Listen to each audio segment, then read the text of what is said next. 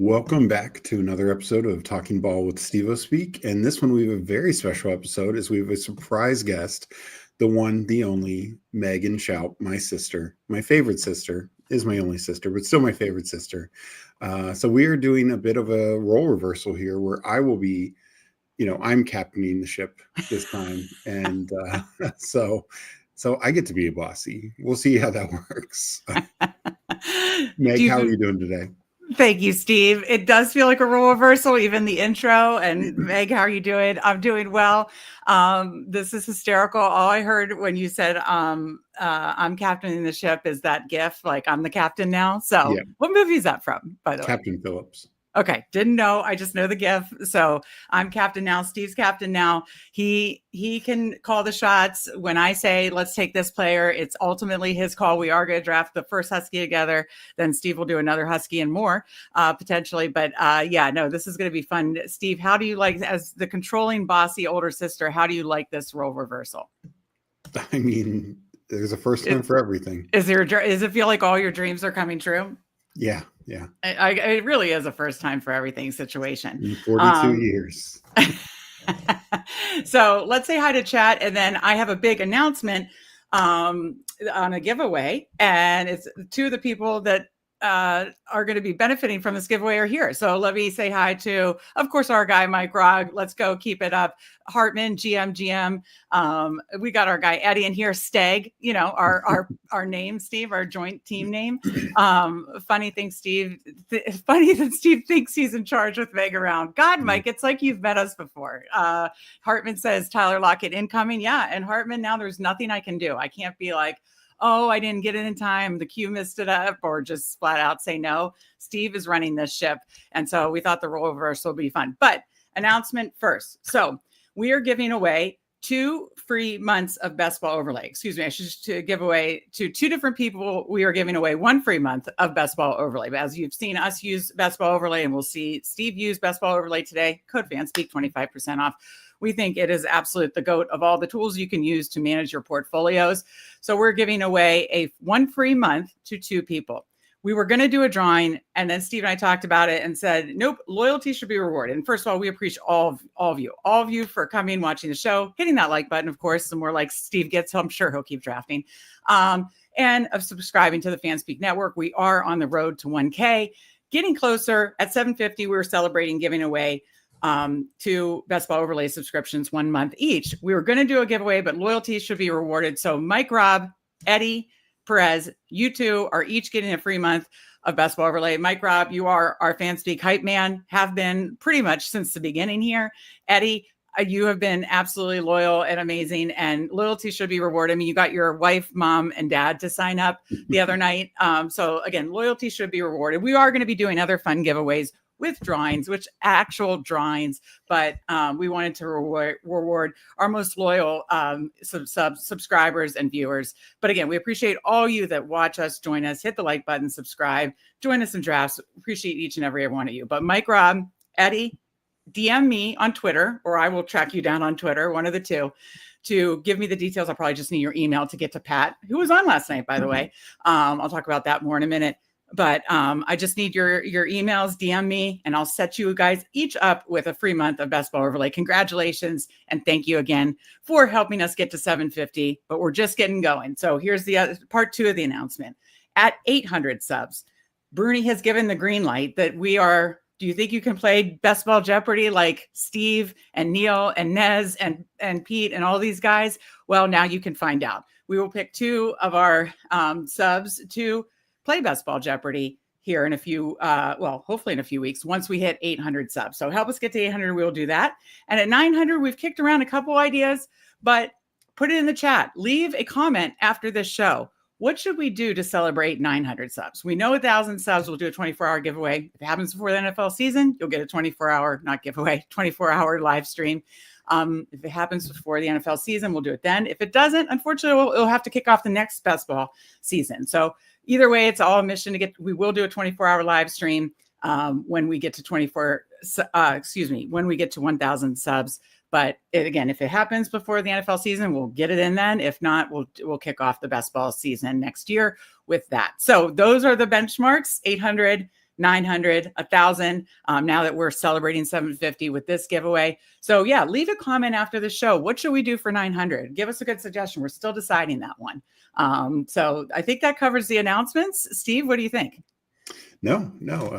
Excited for both Mike and Eddie, and yeah, I'm excited to see two people doing Jeopardy.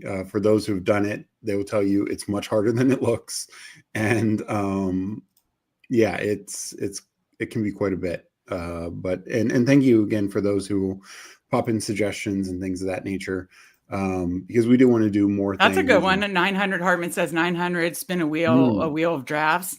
Yeah, we're trying to think of give us more suggestions. How do we do that in a way that's really fun? Like, are you multi-table and what are you thinking, Hartman? Give us the details. I'm open to suggestions here. I mean, Jamie, I had the idea because Mike Robb has asked, like, basically like a power hour, shots of tequila. I thought, like, do we do like not a shot, but like a drink sip every time we make a pick or something like that? That could be fun too. But yeah, kind of like some kind of wheel drafts thing. Maybe we mix in like taking a sip or something. I don't know. Make it weird. Make it crazy. But leave suggestions here in the chat. But definitely, what will help us even more if you leave it after the show, and we'll kind of put our brains together. Give someone 900 pennies. Good to see you, Jamie, by the way. Hi, all. Hope I was doing well. Good to see you, Kix, a loyal subscriber to the Fanspeak Substack. Link in the description. Of course, $34.99 for all of our rankings. Articles. Steve just posted we just posted an article last night. So yeah, power hour. Okay, Hartman gave the wheel of drafts, and then he says power hour is better. So, and also, I'm going to be doing a show tomorrow afternoon, I think 2 p.m. Eastern, and I will be joined by Hartman. Perfect. So we'll double check to make sure that time still works out, but we talked about it earlier and it seemed to work. So, we'll be doing a show today, but tomorrow I will be back and I will have Hartman joining me doing some drafts tomorrow as well. That's awesome. That'll be fun to watch. Have you and Hartman talked about what you're drafting yet? Nope. But probably, I guess like a BBM or something, maybe some Badge Bros. Yeah, sounds perfect. Okay, well, I'm looking forward to that too, but I'm looking forward to a Husky here. So any other thoughts before we jump into the Husky, Steve? No, let's, I will give it a minute or so, just go over the Husky for those. I'm sure most people are familiar with it, playing it, but it's a $40 contest, 10 max. I have 2 left, and I'm going to hopefully do them both today. But what we really like about it is the advance rate. 3 of 12, 2 of 8, 1 of 6, 117 person final. If you were to max and you make the finals, you get your money back, which is always fun. And then the top prize, $50K. So it's got a very, very strong advance rate. And whether you're doing 1 or 10 of them, this to me is one of the best ROI tournaments. With some of the other bigger dollar ones had smaller top prizes because they were smaller fields. Some you didn't necessarily get, like the Chow Chow, you didn't get your money back if you maxed. So this seems to be kind of the best, and that didn't even have 3 12 to start. So this to me is the best of what everyone's looking for. So really excited they put this contest out. We have a little over a month to go in drafting. I'm sure there's going to be more coming out. Probably, obviously a lot of smaller dollar still, but hopefully we might see a second Husky. So yeah, I wouldn't be surprised once we're really into the preseason, because you and I talked about it. Chow Chow was last August during like late into preseason. It was like mid to late August, I believe. Yeah. So I wouldn't be surprised if we see Husky 2, Chow Chow 2, stuff like that for sure. Yeah. I just put in here again, Mike and Eddie, DM me on Twitter. Make sure we could set that free month of BBO. And yeah, I think it's funny that people think people do like the power hour idea would lead to an exciting 18th round pick for sure. All right. Okay, Steve, this feels weird for me to be on this side of it. I don't know what to do. I don't know what to do with my hands. So normally I'm just going to enter in the next 5 seconds. Usually it takes a few minutes for it to fill anyways. So I'm going to count it down now. I'm going to enter in 5, 4, 3, 2, 1. Enter. Okay, no location error. That's always positive. waiting on 5 people. That's not bad. So hopefully this one fills quick. And I looked right before the show started, and is at about 89% filled. So I think it will fill, late tonight, early tomorrow at the worst. And yeah, I thought Underdog might release something today. They did something for college football and basketball. They did hockey yesterday. Yeah, I saw So that. I'm guessing there will be something for football, maybe tomorrow, if not Monday at the worst. How many are we waiting for? I was going to put in Pat's Discord. 4. Okay, I'm going to just throw it in drafting now on, or currently drafting on Pat's Discord. Hartman saying he maxed it already. Nice. Always good. So we are, down to 3. Sometimes it takes a couple of minutes. I did 2 live ones yesterday, one on JT's channel, JT Bestball's channel, and one on Nick Box's channel late at night. Oh, how late were you streaming? or not streaming? They were streaming. You jumped into there. Well, I mean, I think he's West Coast, right? But he had a couple other guys on, like Sus was on. But draft started at like 2:15 a.m. Did it? Oh, it didn't start till 2:15 a.m. Yeah. That one took a while to fill, but we did get it filled. Yeah. That's awesome that you're done. You've got your Huskies all done here. So you think this will fill by tonight then?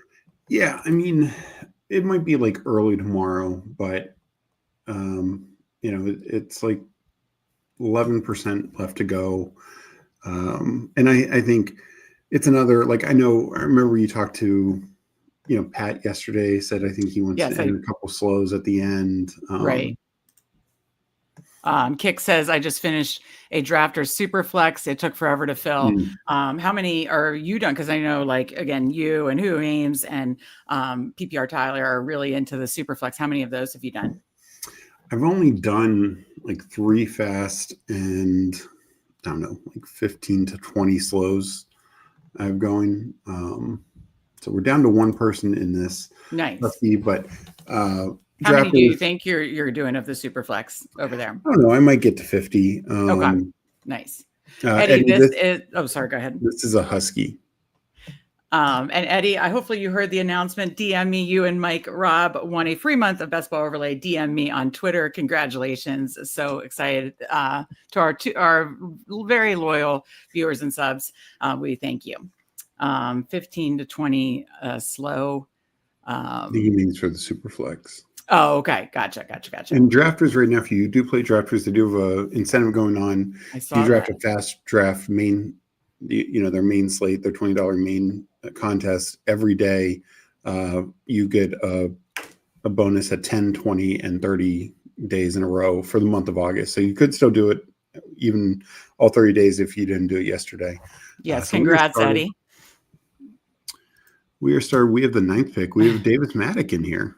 Oh, okay. Very nice. Wonder if he's streaming as well. Paul, like Hartman. Like Mr. Mufasa's in here, and that's all Okay, so I just want to say hi to Disbanded Brotherhood. We've got the dot. Again, hello to Kicks. Good luck with your super flex on drafters.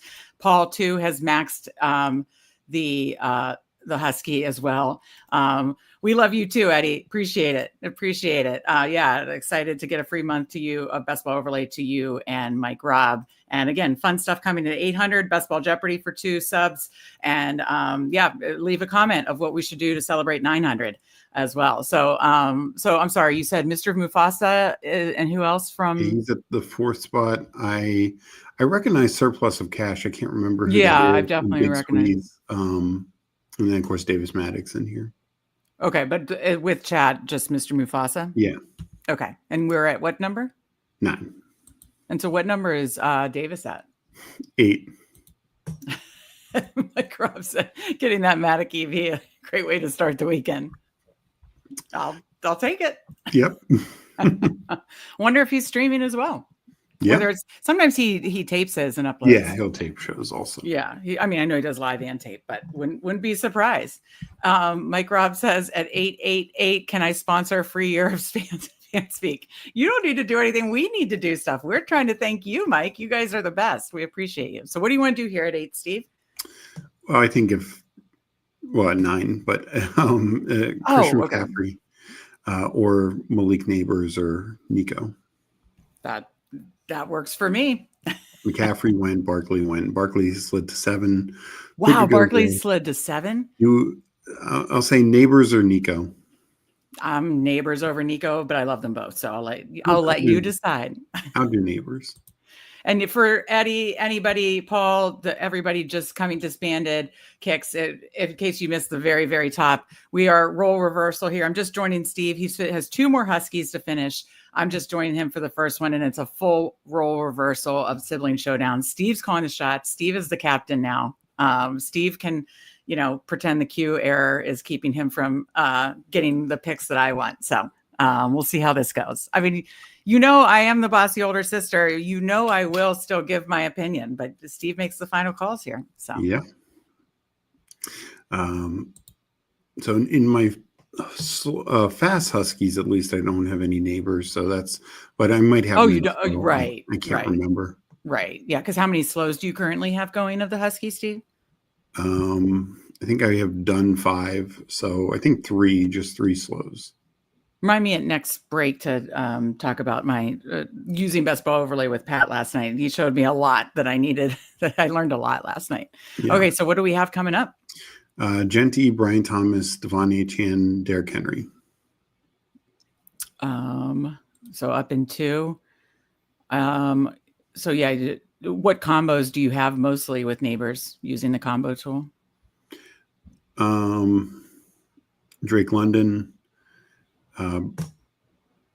Brock Bowers. Why is my running back not highlighted? Achane, Taylor. Okay, so we're up? Who? Brian Thomas or Achane. I'd go BTJ, but what do you want to do? Yeah, let's do Brian Thomas. Let's get the two second-year rookies. What percent did you have of that combo? I don't think any. Oh, I thought you did have some Brian Thomas. Oh, maybe. I definitely had more London. Okay, got it. I didn't think you took a ton of Bowers. You had some Bowers. Neighbors. Well, this is in all tournaments. Right. Yeah. Can you bring the board over? Yeah. All right. So as you're bringing that over, if in case you missed it, I had Pat from Fantasy Dog Pound on last night. Friends of Best Ball, of course, we drafted BBM. We got a fun Burrow double stack, like the team overall. Fun draft, but during, of course, using the combo tool of Best Ball Overlay, code Fanspeak, and Mike, Rob, and Eddie will be getting a free month of that here shortly. But we were able to see a lot of combo and make decisions based off that using Best Ball Overlay. But then afterwards, I recommend check out the show on the channel of Pat and I drafting the BBM Best Ball with Best Ball Overlay, Friends of Best Ball last night. At the very end, last 10 minutes, Pat and I went to the Best Ball Overlay website, uploaded my CSV, took a look at my tournaments. You can see so much. I mean, not only can you see kind of what you're drafting, when you can see basically when do you draft, what positions are you drafting the most of each round? What structures, your playoff correlations, which, games are you targeting the most in both minis and full stacks? Of course, players and seeing player combos itself. I love the single, double, triple stack. That was enlightening. So very cool to see what all you can do with Best Ball Overlay. Check that out at the end of the show with Pat last night. It was very, very cool. And I'm excited. August is the crunch time month. It's when I used Best Ball Overlay last year to realize I was big on the double anchor. Steve was too, of course. And it's how I kind of balance out getting the different double anchor running back, exposures, helped me with my Bulldog finals team. So yeah, highly, highly recommend. This is going to be a crunch time month to use Best Ball Overlay to check out my combos.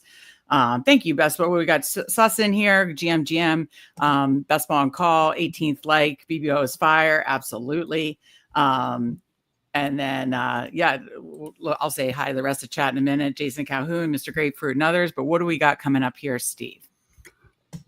We have Josh Allen, Lamar Jackson, Jaden Daniels, Xavier Worthy, Devontae Adams. What is it based on ADP? Devontae Adams, Lamar Jackson. Well, I know we both have a lot of Devontae. Did you want to go there, or what do you want to do? He just went So I mean, you and I have so much of him in the third round in yeah. these type of contests and across the board. So, I was going to say Brees Hall.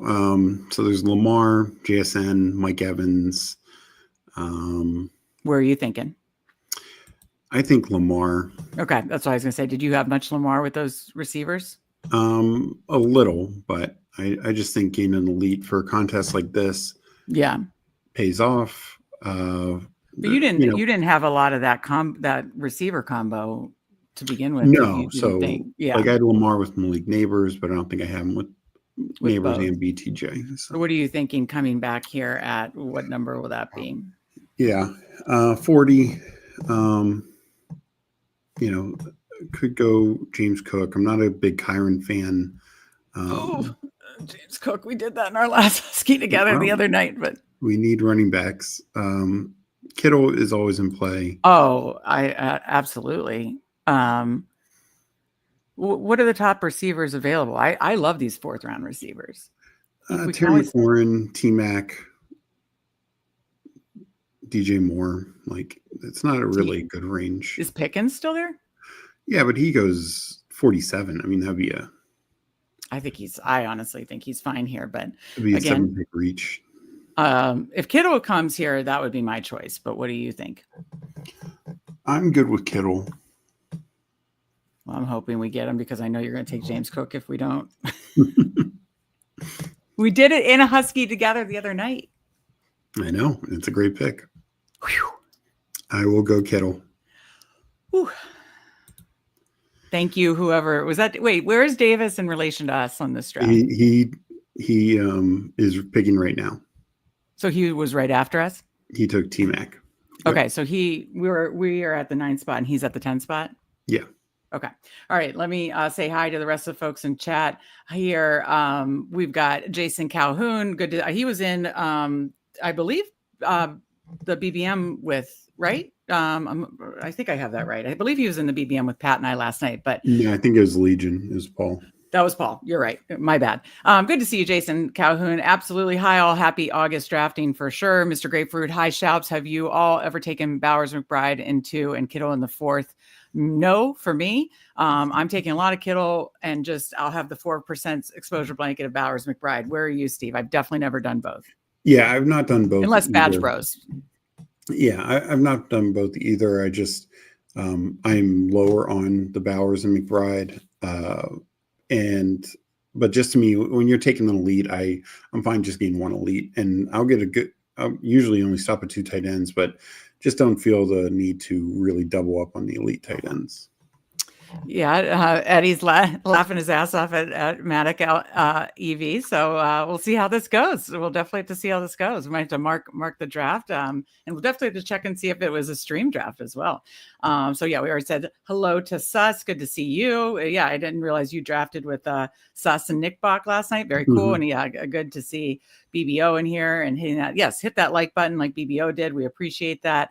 Eddie said, I just had a weekly winners and only took 6 receivers, 7 RBs, Puka, Nico, Garrett Wilson, Evans, Jaden Key. Oh, yeah. I mean, I think that's a smart way to play weekly winners. Yeah, that's a very, very smart way to play weekly winners for sure. Mr. Grapefruit says, appreciate the response. Absolutely. Always here for that. And we've got our guy Thad, one real time, hashtag QBs matter indeed, for sure.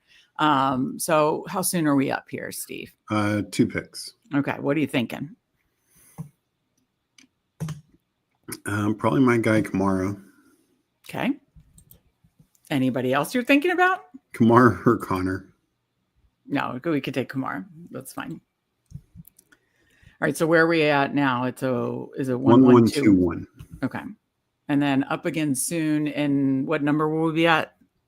We'll be at 64. Yeah. That helps. You got to give me some numbers and stuff because it is harder to see when you're the other person. So yeah, queue up who you like and tell me what you're thinking. Man, was there a run on running backs? Because usually this is a sweet spot of running backs. Yeah, no, it's been pretty running back heavy so far. So who are the running backs left available? Are you at the top of the board right now? Yeah. Okay. Who are Caleb Johnson is the next running back available. Yeah, massive run on running backs. Yeah, I just wrote an article about favorite picks in each round, and sixth round is like my running back sweet spot. But I mean, we're at the end of the sixth round, right? Or are we at the No, beginning? we're in the middle. We're okay. Wow, then there's definitely a run on running backs because usually there's a lot more. Yeah, There's so a lot. probably going to go Adunze or Caleb here. Well, Big Squeeze took Adunze, so I think Caleb makes sense. Yes, definitely. And I'll go back to the board. I like that a lot for sure. Mr. Mufasa, good to see you. Elite double onesie start is pretty awesome. Yeah, I don't really do it, but I mean, you can win in so many different ways in best ball. Yeah. Did Mr. Mufasa get an elite double? Let's see. He got Bowers and does not have a quarterback yet, but he does have Bowers. Oh, okay. Gotcha. And he says, we are getting out of this room together. Absolutely. Nice. Absolutely. I agree. That sounds like a plan. Well, Burrow went unstacked at 66. So okay. People upset about that. What pick number took him? 66. So what on the board, like pick 8, 7, 9, 7, 8, 9, like I'm just trying to think of the board. I don't know. Right in the middle. So okay. Yeah. So like 6 or 7. Yeah. Eddie says, it's what I love about Fanspeak. Always here to answer and react to comments. Plus they are smart and both have won money in best ball. That's true. And we are here to answer questions and react to comments. So thank you, Eddie. Appreciate you for sure. I've got Kevin in here. I love the double elite onesie in these type of contests, but don't do it much in BBM. Built some fun Allen, Lamar, Bowers in the Husky and Chow Chow. Yeah, I mean, I think like definitely lean into like whatever structure you love the most in these. That's when I did my hyper fragile build, and again using best ball overlay to see my different combos of those early running backs. Yeah, I think lean into what you like the most for sure. Because at the end of the day, it's your money and it's your structures, it's your player takes.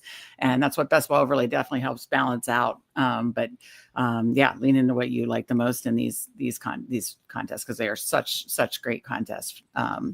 Eddie, watching Fanspeak and my Astros, that is a great Saturday. I agree. All right, so we're coming back up at what numbers, Steve? 81. And 88.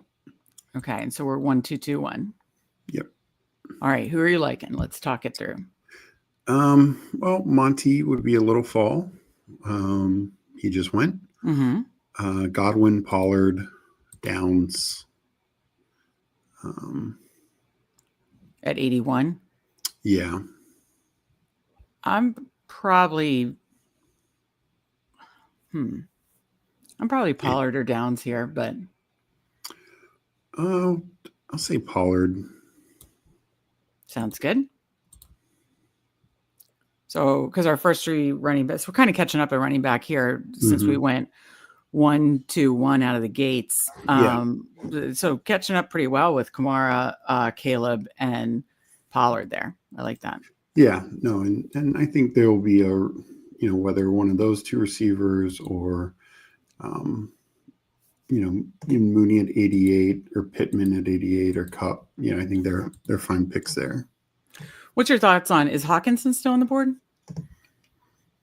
He is. I don't know about going double. Oh yeah, never mind. My bad. I forgot we got Kittle. Never mind. No, I'm not. In these type, I actually would rather make sure we're kind of balanced at running back receiver. So name the receivers you have queued up because we're coming up in 3, right? Downs, Mooney, Pittman, Cup. I would go in that order pretty much. I like the 2 Colts receivers right now a lot. Like Pat said last night, really good coach speak on all the Colts receivers. I know we're worried about if Anthony Richardson gets the starting nod, that's kind of a knock to them, but I don't think he starts all year. So yeah, either way. So we get the choice. I like Downs. I have more Downs than Pittman, but I like Downs. Yep. Sounds perfect. So pretty balanced. 1, 3, 3, 1 to start. Yeah. Okay. 1, 3, 3, 1. Neighbors and BTJ leading off the receiver room, so kind of like a double anchor there. And then elite onesies at quarterback and tight end. Okay. Can you put it up just a little bit? I just wanted to see what happened in the last round. Okay.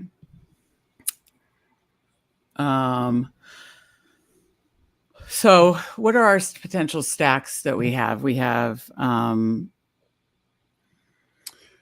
really just Jacksonville right now and Kittle. Okay, yeah. So Purdy and Lawrence, because yeah. Okay. Just wanted to keep an eye on that. So going back over the board, because we're still a ways away, right? Yeah. What numbers are we if we go back over to the board? 105 and 112. All right, leave it. Yeah. There we go. So that's kind of a weird area because Lawrence, I guess, would potentially come back in the 130s, is where his ADP. If Purdy falls to 105, are you interested in him there, or what are you thinking? I think it depends on what else is there. Like if another receiver's there, could take a shot on Scatterboo if he's there. Never going to complain about that. Jeff Mueller, one of my favorite Twitter doctors, tweeted about it. Basically said if it's re-aggravated day to day, but if it is a re-aggravation, that it could be a few weeks. But he basically said, I said, well, thank you for the update. I love him in best ball. I have an obsessive amount. And he said, absolutely amazing price in best ball. And I said, yeah, if he... Oh, Scatterboo went. Oh, son of a bitch. Did he go to our guy, Mr. Mufasa? No, Flynn 10. Damn. 2010. That's a bummer. I was hoping. He's not really falling with this news. No. What number did he go at? He went 98. Yeah, he's not falling with this news because a Husky draft I did earlier, I hope to get him back at like 113 and he went at like 112, which is a slight fall. But I actually thought people would overreact and, Mark Andrews went. I was kind of hoping if he came back, I think that'd be a fun, like really strong tight end room in the Lamar stack, and especially with the likely injury. But all right, so what are you thinking here?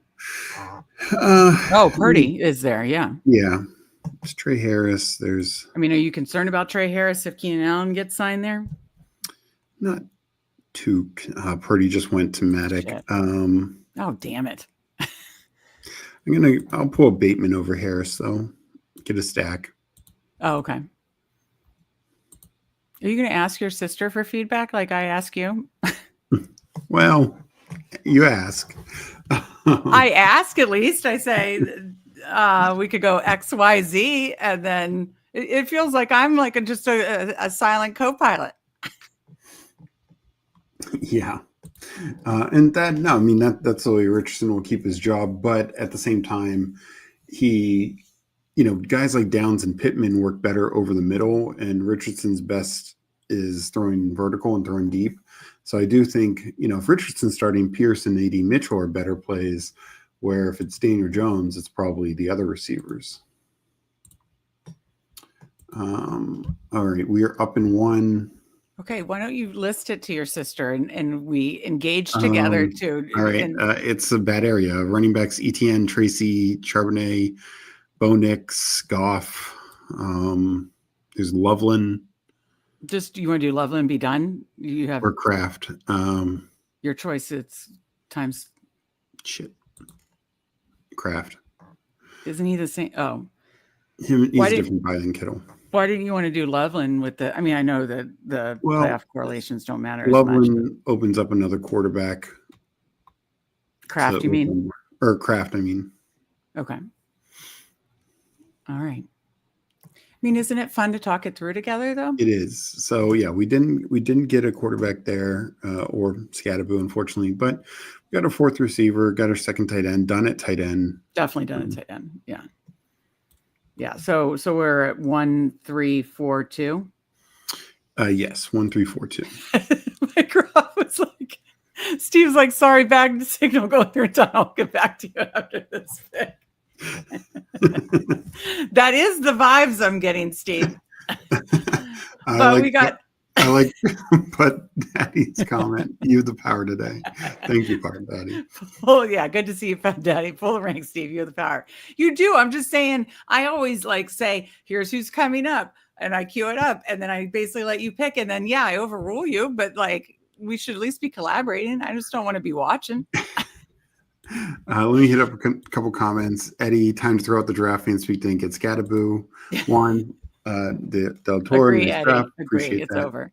Listen to Meg. Thank you, Mr. Grapefruit. Thank you.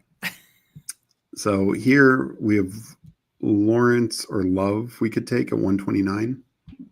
I mean, if we could get both, well, I guess we have Lamar. So I don't know. Who would you rather have? I'm not sure if you actually pull up the combo tool real quick. See with Lamar which quarterback combos you probably have time with Lamar. Which quarterback combo do you have the most of?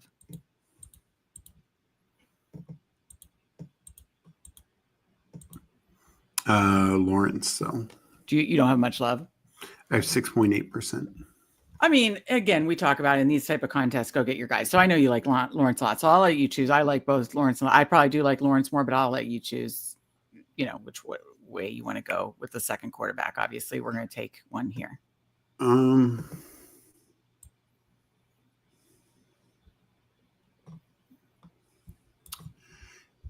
I will go Lawrence. I have more of him, but I just believe in the Liam Cohen offense. Yeah. Well, that's what I mean. In these contests, yes, you do want to check out those combos, but you also want to lean into your favorite player takes in these contests for sure. So we're coming up in how many picks? Okay, so Love went right after? No, he hasn't gone. I just took him out of the queue. Oh, okay. I mean, would you do double tap and be done? I mean, I know with Lamar, that's usually a no, and it's usually like more for BBM, but I mean, this is kind of a gross area, and we're done at tight end. What are your thoughts? Yeah, I mean, I was considering point up. We'll talk it through. Who do you like? Bigsby. Oh, yeah, we definitely, especially getting. He's already gone. Never mind. Yeah, he is just fine. What number did he just go at? I had no idea. I'm not going to go search. We got to find guys. I know, but the number's right there up top. He's not on the screen. He's okay. Okay. What are you looking at? There's I can't see what you got to read to me. Williams, Marvin Mims, receivers, running back. We'd have to pull somebody. So Love's gone. Love is gone. Yes. Wow, massive fall for Jared Goff, if I'm seeing that correctly. Yeah. What do you want to do though? I can't see. Dylan Sampson. That's fine. Yeah. I mean, he's up to 141 now, so it's not really a reach. And it's a separate buy. It's a fourth different buy. So I meant looking up at the top board at the Bigsby thing. That's what I meant. Yeah, he wasn't on screen, so I didn't want to go searching. He went at 121. Got it. Okay. That is really early. I mean, I'm trying to catch up on Bigsby now, but holy crap, he is going so fast. But let me finish. Mike says every time Meg cusses, a new burner is made. Oh my God. Yeah, we already went through the poll rank. You have the power today. And I love Mike's comment of, sorry, bad signal going through a tunnel. I'll get back to you after this pick. Absolutely hysterical. Not a doctor, admittedly, from experience. If Scataboo re-aggravated a grade 1 hammy, it's day to day. If he re-aggravated a grade 2, it's 4 to 6 weeks. Yeah. So I don't know. They must assume it's grade 1 with the whole day-to-day talk. And then Jeff Mueller basically saying like, maybe they're cautious and it's a few weeks, but so I'm hoping it's only a grade 1. Mr. Mufasa, we're stressing over here, but I was glad we got some updates from Twitter Talkers. We got our guy Bindles in here, GM. Good to see you, Bindles.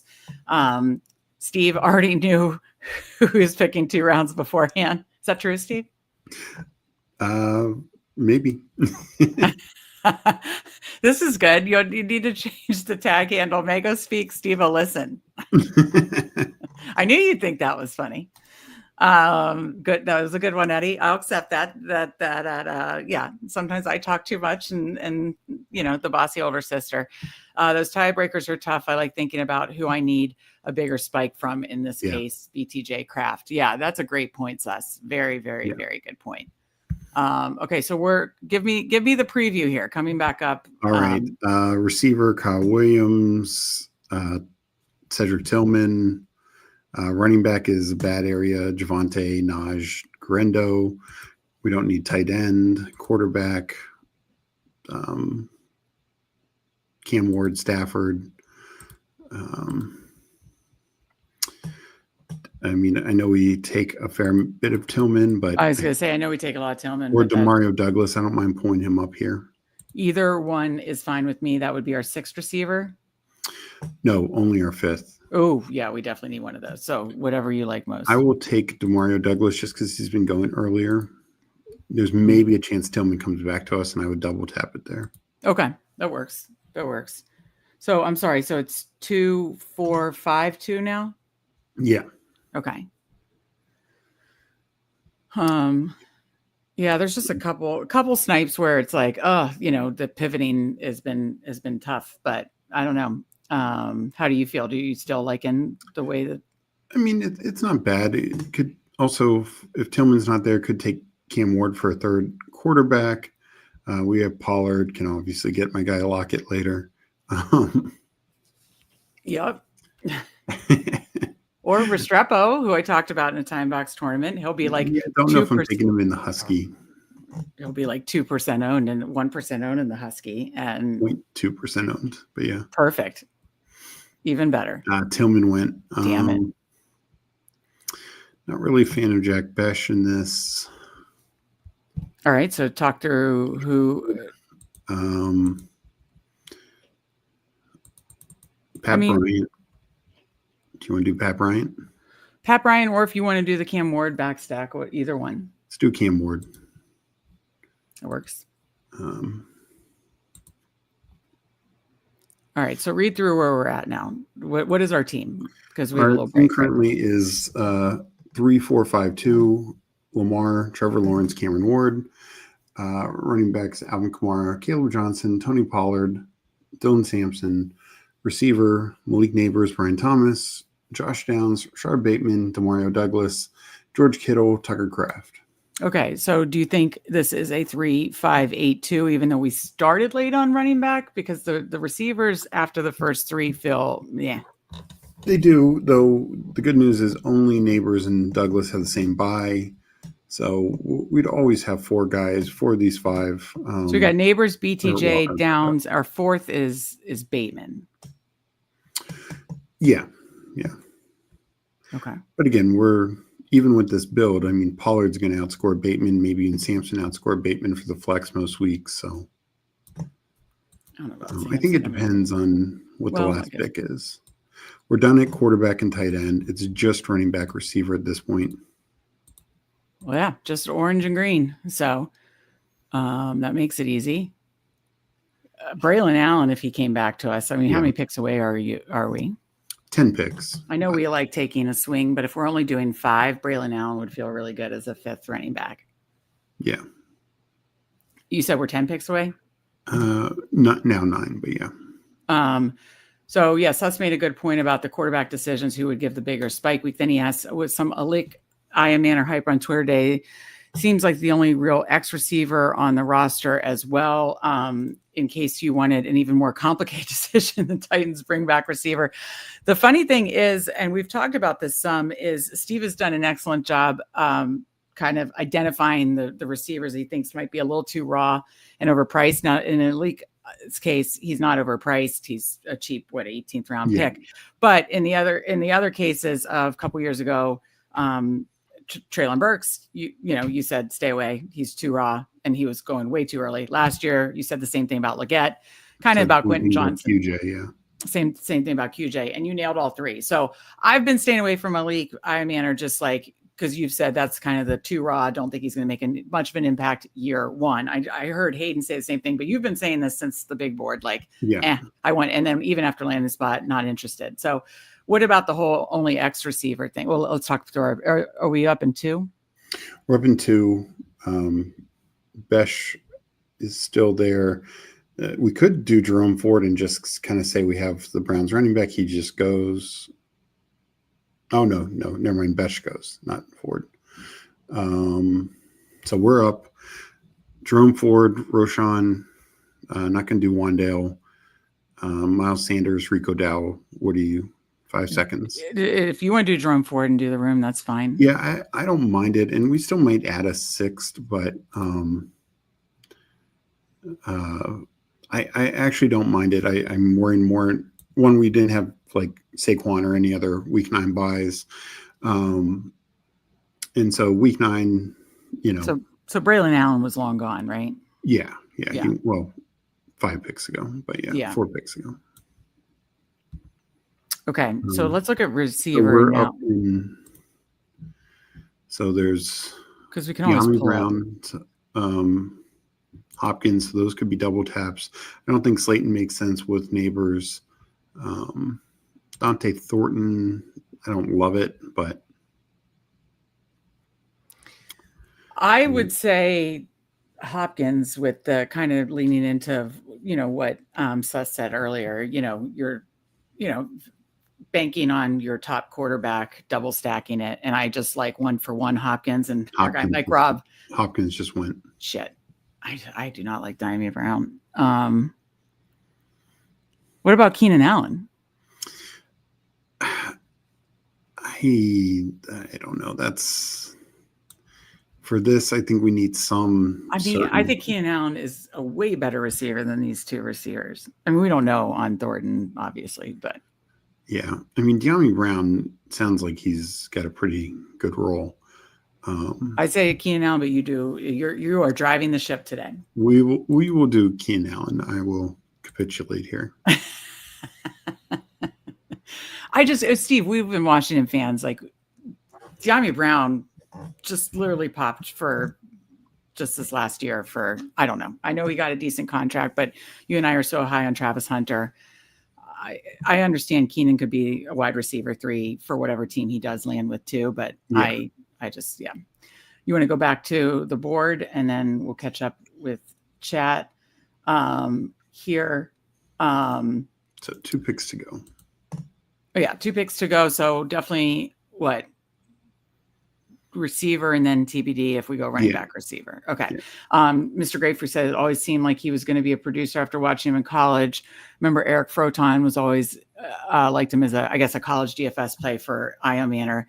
Yeah. I mean, obviously I know he had some massive college games, but your whole point was like Leggett, like Quentin Johnson, like Traylon Burks. He's just a raw prospect as far as expecting development away in the NFL. Like he's super young. He came out early. He's like a redshirt sophomore and had an injury and had just shit quarterback play.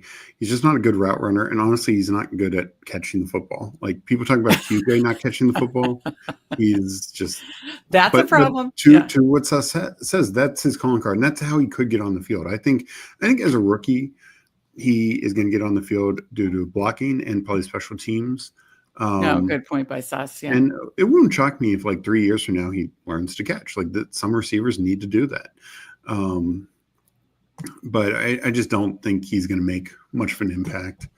I think he's like a Mac Hollins type, like, as a rookie at least. Gotcha. So to their original question, well, after this pick, because we're up in 1, right? Yeah. Okay, what are you liking? Wait, so what's the numbers we have? 3, 5, 6, 2. Okay, so let's we could take Slayton. I don't love that, but he's the clear. There's the Tyler Lockett. I mean, I say Slayton because it gives us the option to. Oh, we haven't stacked it all. I mean, we have Neighbors, but it's at least a starting receiver. Like, Isovia, Yoshivas, and Calvin Austin might not start. So I think we'll go with an 8th receiver with taking Slayton. But it helps. So essentially we have the 2. Oh no, we didn't double stack Jaguars. So we have the 2 Giants receivers or 2. No, we didn't double stack Ravens. We didn't double stack Jaguars. So we did double stack the Giants who we don't have, but that's okay. These would be the three receivers I'd point to just for like Can you read it? points. Because Tyler Lockett, Ray McLeod, and Josh Reynolds, who just went. Xavier Restrepo. I'd like to have some certainty at receiver points, especially with having three receivers on week 14 by Keenan Allen, who we have no idea what. Can we just peek at the running back position? We can. Jarquez Hunter's still there. Then that's it from like upside plays. Okay, so all the other fun rookies are gone. Yeah. Okay. This show ended is good. This draft ended the exact way people expected. Yeah, Steve Hartman said Tyler Lockett. He's called it from the jump. I'll catch up with you. But it does make sense with Cam Ward and I would do a Restrepo. You would do Lockett. That's okay. This is you running the ship. You are the captain. Tyler Lockett it is. This draft came full circle. Hartman called it from the jump. Steve's running the ship. Role reversal. What's going to happen? It won't be Meg faking Steve out that we can't draft Tyler Lockett or pouting. Steve's got his guy. Let's catch up with the chat, and then you can read off the team, and then I'll jump off, let you get into the next one. But yeah. Oh, to finish that conversation though, X receiver for the Titans. I know Io Manor can do it. You think he's raw. He and Celeste talked about probably getting on for blocking snaps. Who would be? Is it Ridley? I mean, who? I think when Io Manor's not out there, like if they want to go with probably their three best pass catchers, it's going to be Ridley, Lockett, and probably Restrepo. If they want to go with like Kamari DK, who was drafted, 30 picks higher than or 20 picks higher than Io Manor. He's super athletically gifted. Like I think him and Lockett and Ridley. So yeah, I think Ridley will line up in the X. Okay. But someone asked earlier, and that is a true talking ball question. So I want to make sure we got that answer. Let's catch up with chat. You can go over the team, and then I'll jump off, let you get to Husky number 2 for the day and your final Husky, right, Steve? Yep. Okay. But Dice, I realized Davis Mack was his draft. We'll need to go over his team at the end too. Yes, Mr. Grapefruit, we got Keenan very excited. Eddie's talking about some of Maddox takes there. Hartman, Steve must have a Diami Brown rookie hype video. I'm wondering that too. As a Washington fan, I'm wondering your loyalty to Diami Brown because he was not impressive to me for 4 years. I mean, he's flashed throughout his time in Washington. It's just, he had that game a couple of years ago, I think with Carson Wentz, where he had 2 touchdowns against the Titans. Yes. He's just dealt with injuries. He's dealt with shitty quarterback play up until last year. I just think I think he's a deep threat, but I think he also fits on the Jaguars who, again, not that you can take it, carbon copy it, but the Buccaneers were one of the best passing offenses in the league last year. So if Liam Cohen has the Jaguars at 85% of that, I want as much of their passing weapons as possible. Yeah. No, I get it. Because I'm so in on Travis Hunter and because the flashes felt so quick, but yeah. Paulino, good to see you. If Keenan goes back to the Chargers, where do you think he rises to? Less than if he went to like the 49ers or Cardinals or something like that. I think he'd skyrocket if he went to the 49ers or Cardinals. So where do you think he rises to, Steve, if he does land with the Chargers? Well, I think the tough thing there is right now, currently, QJ is going like 139. So you have 3 receivers going in the top 140. Now, granted, they don't have any tight end who goes high. Right. But I think Keenan would probably go to around where QJ is going. Harris would probably fall a little bit, and then QJ would probably fall to like the 170s would be my guess. Yeah. So somewhere in that ballpark. That makes sense. Seth says Diami be 2025 version of 2024 McMillan, broken play vertical wide receiver 3 contingent upside. That does make sense. Okay, we answered that. Our guy Chad Candles, the morning streamer. Good to see you. GM, man, Restrepo feels like a week 17, dude. That's what I'm saying. And a low-owned guy in these time box contests. Mr. Grapefruit doesn't disagree. Week 17 working at Home Depot. He's Cam Ward's guy, so I'm leaning into that. Greg says, we doing Restrepo talk? I mean, I think in time box contests, it's kind of fun. He's Cam Ward's guy, so I think that's super fun. Steve, you want to go over our team really quick? Yeah, I will. Go over our team. We did 3-5-8-2. Quarterbacks: Lamar Jackson, Trevor Lawrence, Cam Ward. running backs, Alvin Kamara, Caleb Johnson, Tony Pollard, and then we double tap Cleveland with Dylan Sampson and Jerome Ford. So essentially we have I forgot that we had Pollard with Cam Ward too. So essentially we have Kamara, Caleb Johnson, Cam Ward in the Cleveland running backs room. Yeah, so it could have definitely gone 6 receiver or 6 running backs. But still, I think the top 3 guys are starters, and probably getting a starter from this Browns situation probably for and I know maybe it's not late in the year, but at the same time, who knows what happens with the Judkins situation. Yeah. So receiver, Malik Neighbors, Brian Thomas, Josh Downs, Rashard Bateman, Demario Douglas, Keenan Allen, Darius Slayton, Tyler Lockett. I don't typically love double tapping the Giants receivers, but Slayton fell. He keeps, he's going 200 as a clear starter. Those moon balls from Russ are looking pretty nice to both Neighbors and Slayton. So no, they are. Mind. And Wandale's banged up. So it's okay. And because we did invest pretty heavily at tight end with George Kittle and Tucker Kraft. Yeah. I mean, overall, I think there were a couple snipes, a couple pivots that, but overall, I think it went well. Did you like being in the driver's seat? Let's talk about that. I did. Let me go over first Mr. Mufasa. Yeah. Our guy, Mr. Mufasa, for sure. He went 3-5-8-2 as well. Fields, McCarthy, and Aaron Rodgers. Oh, I like that. That's a fun quarterback room. Without spending a lot either. Amarian Hampton, DeAndre Swift, J.K. Dobbins, Taj Spears, Austin Eckler. Wide receivers, Justin Jefferson, Terry McLaurin, who he got a nice fall. McLaurin is falling. What number do you get him at? 45. That's awesome. Cortland Sutton, I love the Sutton pick. I think he's so criminally undervalued. I need to start taking a little more. Matthew Golden, Romeo Doubs, so double tapping with Green Bay. Jalen McMillan, De'Ami Brown, who we were debating, and then Troy Franklin. So you got double tap some teams' receiver rooms, even ones that he didn't get the quarterback on. And I think that can be fun. Also, you believe in the Packers, you believe in the Broncos. I don't necessarily believe in the Giants. I just think we got their 2 starters with Neighbors and Slayton, but then just 2 tight ends, Bowers and Ertz. That feels good. I think that's a good strong build. I like it. Greg says beat writers keep saying how hard it will be for him to make the team. Restrepo, I don't get it. Burks is out now. No one has overlapping skill sets with Restrepo. Yeah, I don't get that either, because I was not impressed with the receivers they drafted. He's Cam Ward's guy. There has been good camp speak, so I'm surprised about that. But long way to go, and there has been good, and can't always believe beat reporters. So I'm hoping Restrepo makes the team. I think it seems like a fun pairing with Ward, but I guess a lot to see. And what preseason, I know we got the Hall of Fame game, but preseason ramps up this coming Thursday. Yep. Okay. So 6 Mr. Husky, let's label that bad boy before I forget.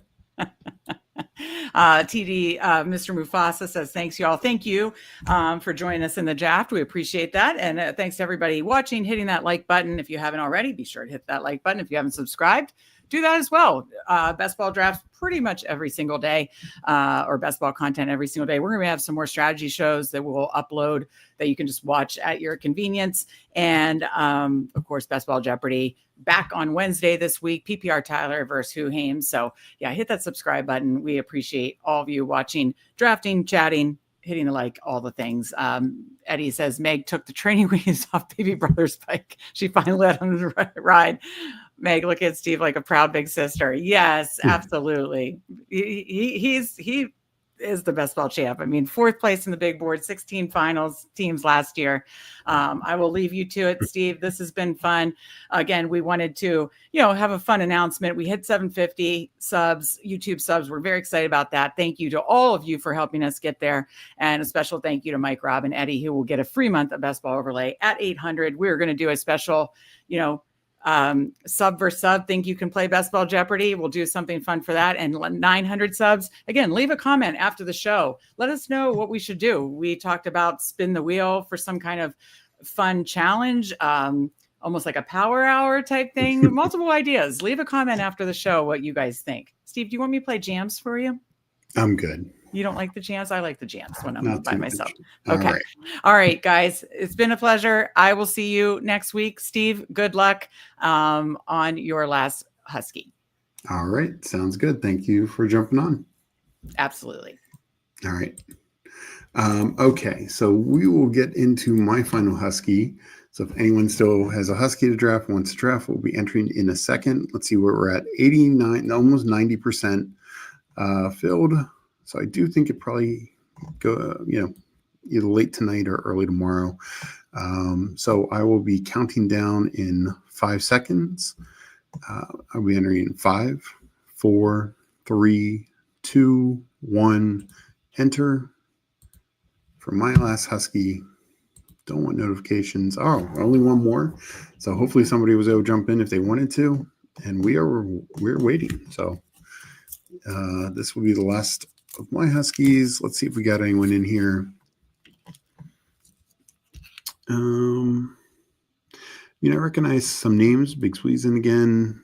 Captain Cook was in. Little Miss Brady, Steel PR, but nobody that I see. So this would just be you guys watching me draft this and talking in chat. So let's get back to the chat.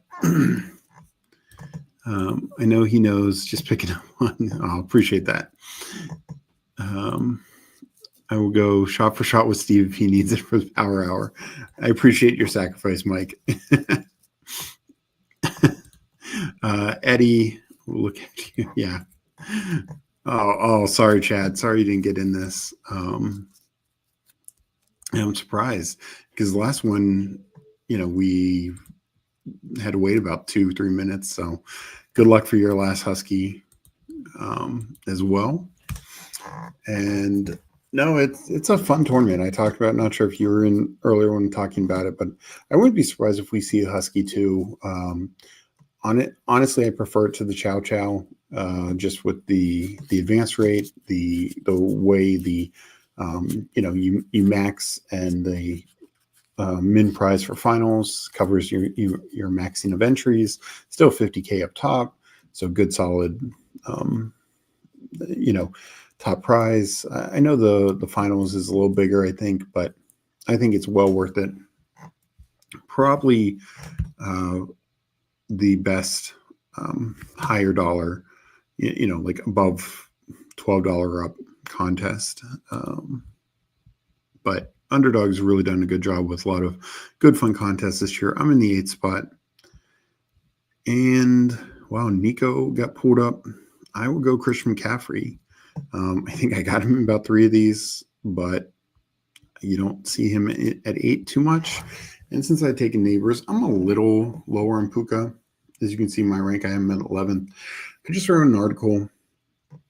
I know some people will push back on it, but Puka is the one receiver in first couple of rounds who he could get outscored by his running mate without an injury. Like Higgins could outscore Chase, if Chase misses time, etc. Devonta over AJ Brown, that kind of stuff. But Devontae Adams could absolutely just outscore Puka Nacua, even if they are both fully 100% healthy.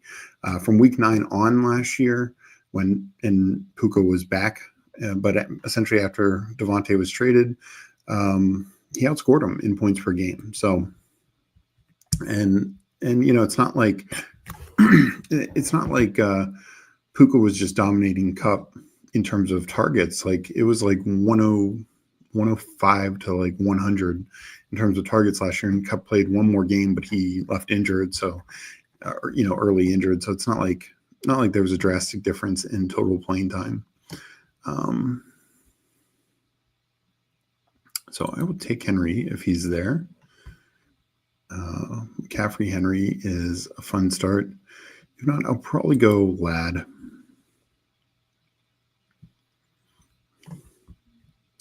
Yeah, let me do a 14%. I'll go Lad though.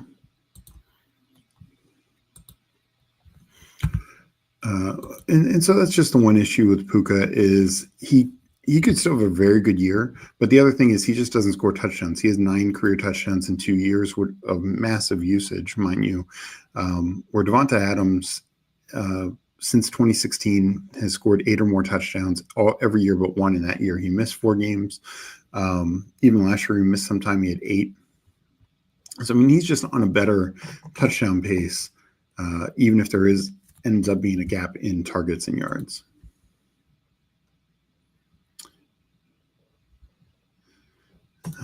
Now, Eddie, time to corrupt Steve. By the end of the stream, he'll be smoking and buying meme crypto coins.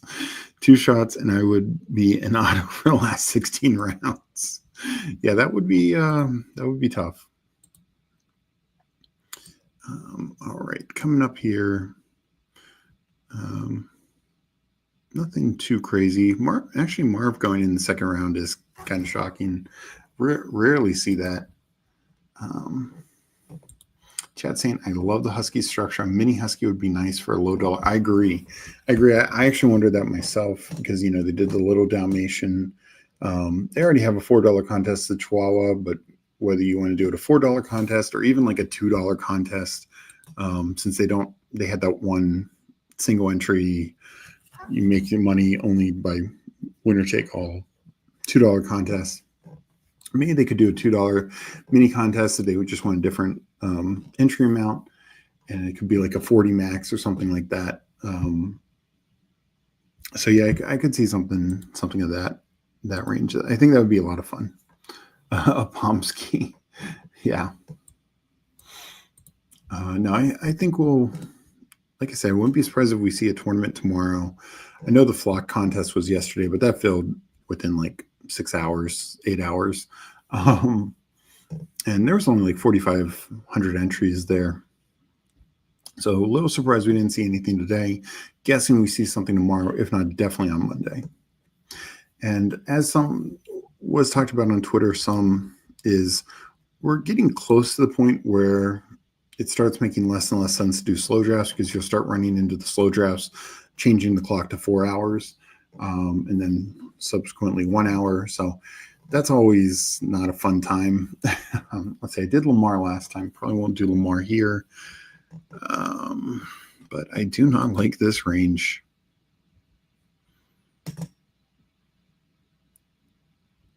I'm going to pull up Mike Evans. I just am not a big believer in Garrett Wilson and don't love the JSN price. Rather have Mike Evans there. Had it been Allen versus Lamar, I just don't want to do, I want a ton of Lamar, but not sure I want him in every one of these contests.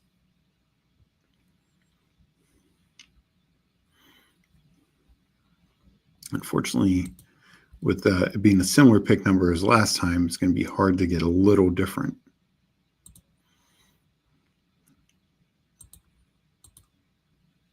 And I took Jane Daniels in a contest last night. Definitely have had James Cook some. I mean, if Kyron falls, I would consider that. I don't take a lot of Kyron. I will consider him at a fall. I'm more bullish on Worthy.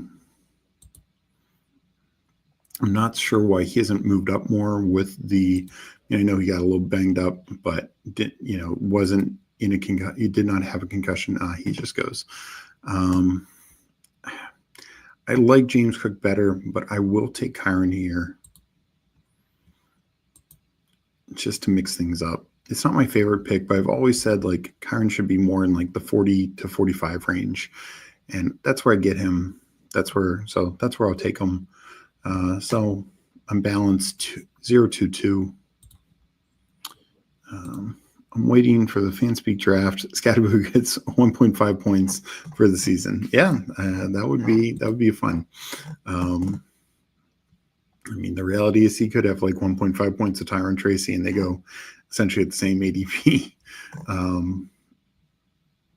So we'll see. Hopefully this injury ends up being nothing. It doesn't sound like they're too worried, which is obviously a plus. We'll go to the board here. And yeah, as I mentioned, I'm surprised we're not seeing, and I know they haven't announced the actual Rice suspension yet, so maybe that's why. But shocks me Rice is going still in the top 50. We have these other receivers here. We know their upside and potential. And sure, there's some limits to some of them as well. But I would just think Worthy would go higher. You know, J-Mo Pickens above Rice. Yeah. If Rice is missing 4 to 6 games, I think it's going to be very tough for him to pay off this current ADP. Trying to get a few more weekly winners and eliminator before Phil, then it's all BBM and Sprint. Yeah, no, I did a couple just because the slow clocks will be changing in roughly 4 weeks. I entered a few marathon and sprint and weekly winners today slow. I'm expecting we'll start to see some promos on marathon and sprint, but I want to be well above the field, or not above the field. I'm not going to max them, but I'm going to be over 50, probably more like 75 on both those tournaments. Weekly winners, I might get to 30, kind of where I want to be with Eliminator.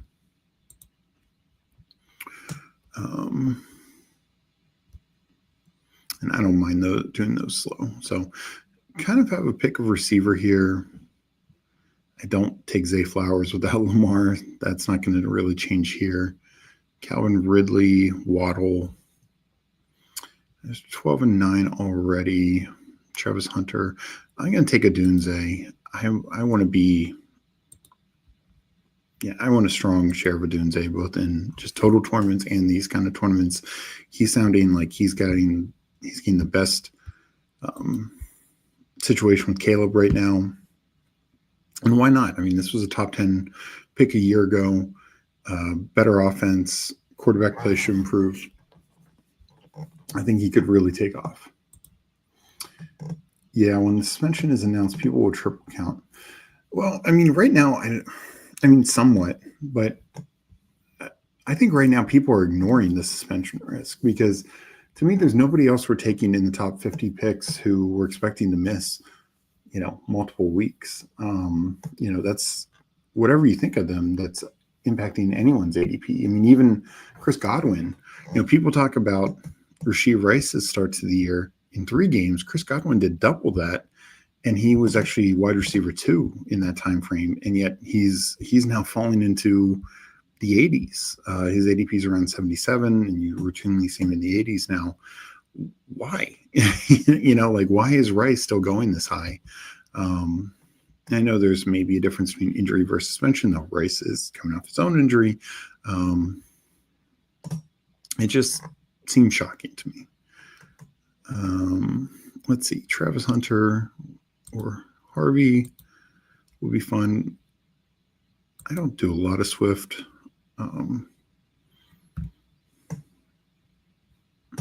If Hunter's there, that feels like a value. Okay, Ricky Pearsall got pulled up, which I think is a fine pick. But I will take a fall on Hunter for sure.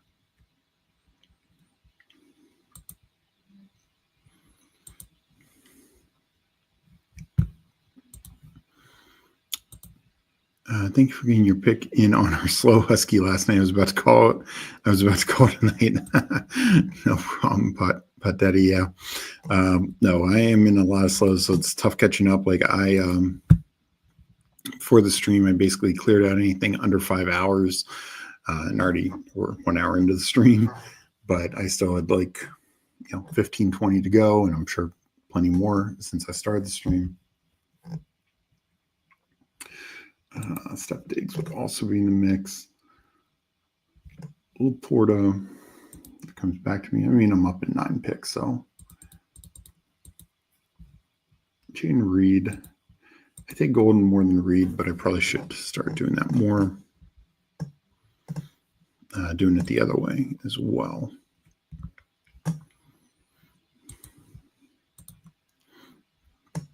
Yeah, weekly winners and Lunar win around 30 each. Yeah, and you are right. Those are the ones. Weekly winners, especially, is going to fill, in 2 weeks. Eliminator, I think, will be a little bit longer. And yeah, then marathon and sprint are gonna probably both overlay, and I'm honestly surprised because they just feel like such better contests. Even if whether you play drafters or not, they just feel like really strong contests.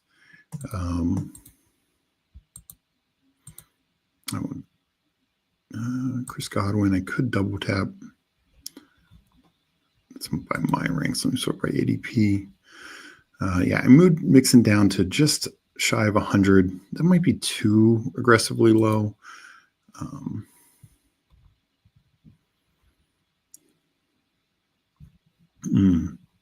Just did Tony Pollard, just did Josh Downs. So either way, I will do Tony Pollard again, though.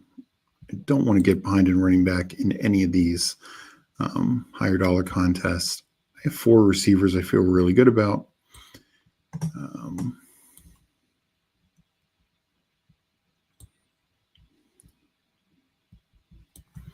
So I'm up in 7 picks. E9, I would take Baker there.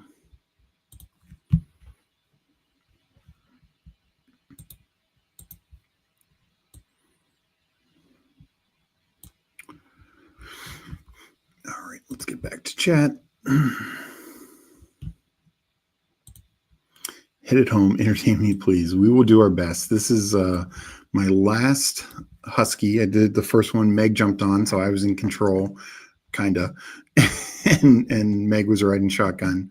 But this one, I'm doing my last BPM, and then I will do, maybe 1 or 2 badge pros after this. So let's see. My picks are, I think I will go Baker. I'm just a big believer in the Bucks. I like him being my QB1 without having an elite. That feels good. I have plenty of options for my QB2, guys like Herbert, even Purdy, Caleb, Lawrence again. But, 4 receivers in top 65. Could I take in another one? Absolutely. But it didn't feel like a necessity. Yeah, Godwin might hurt me early. I have him a lot. If you can play by week 4 and be ready to go, be cool with it, haha. But some people say it's bad. Yeah, I mean, I definitely slowed down on Godwin. I'm going to let him fall. But I've started taking him back when he's going in like the mid 80s. Let's see. What 80? Yeah, he went 87 here. I absolutely would be taking him like anything, end of the 80s to early 90s. I think you're getting plenty of value at that point. It's coming up at 104. Few options I could go with. Who aims you miss Steve doing a cartwheel? Yeah. Like BBMs, I'm waiting a little bit more info before I draft my. Yeah, that's what I'm doing, Putt Daddy. I've not done Eliminator in a while. I've done like 1 in the last 2 weeks. And I'm going to be, just especially with all these other tournaments, originally I thought I'd do like 50 plus. Don't think I'm getting there. I think I'll be around 30. But I really want to wait. Because honestly, like these situations, like Isaiah Likely, even if it's 1 week, that's such a body blow to where his ADP is. Same with like Mooney. Like even if they're missing 1 week or limited 1 week, not great. So up at 104, you know what? I think I got to do it if he's there. For the brand, we will take Cam Scattaboo. I might have him in 1 Husky so far. Maybe 2. But good 4th running back here. We'll probably stop at 5 like I typically do. I haven't gotten a tight end yet. So I might go 3 tight ends in this build. We'll see how it pans out. Coming up in a few. 85 to 90. Yeah, for Godwin. Yeah, that's a good strong range for him. But no, back to Putt Daddy's point. Yeah, for a limb especially, I'm waiting. I've been waiting on a lot of my BBMs. I did the promo last week, doing 6 there. I might do like 1 or 2 these next couple weeks. Each of these next couple weeks. but mostly I'm going to probably focus on other stuff, assuming more is coming out, but I don't see why there wouldn't be. And what we're talking about before with slows kind of changing soon for tournaments where, like say the next puppy or something like that, or the slow puppy, they've done that the last couple of years. Now would be the time to release it. You don't want to release a slow puppy in, third week in August, and you have 1 week before the clocks, the clocks change. Excuse me.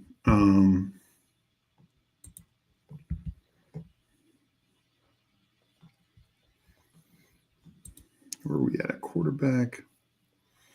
Don't need a reach on Herbert, I feel like. I will take Shaheed here.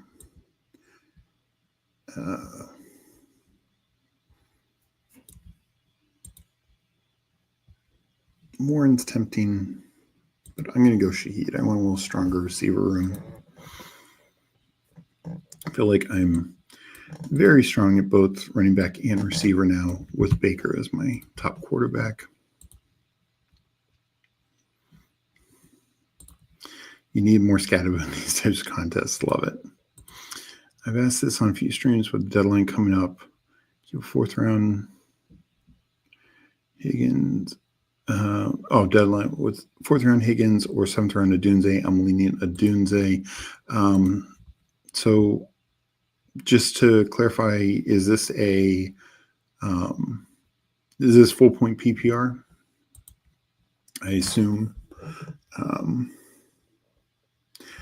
But yeah, I would probably lean seventh round Adunze. Also, just the extra 3 rounds of value.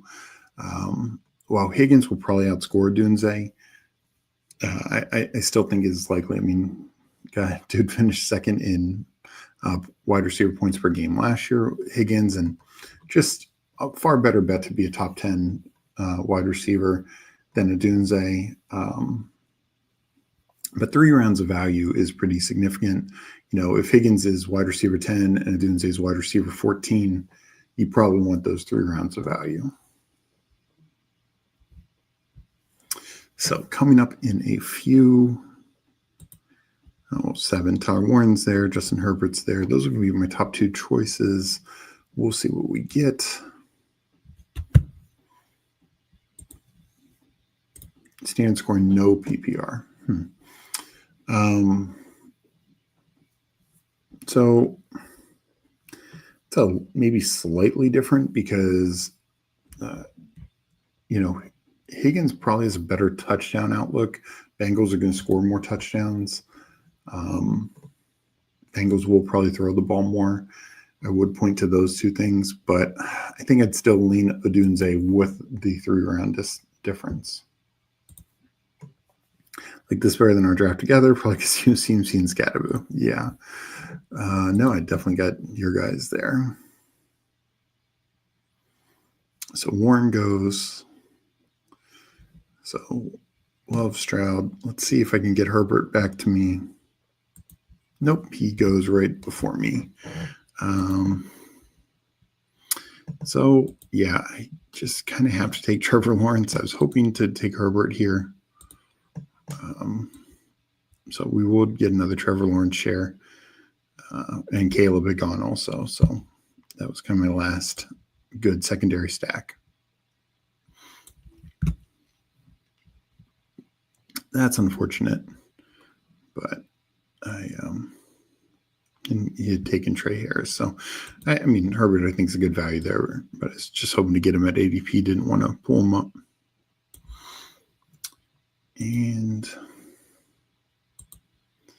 yeah, no, I mean, let's hope we're seeing a lot of scataboom this year with him getting touchdowns. Even on a bad team like the Giants, look, we see running backs on bad teams all the time.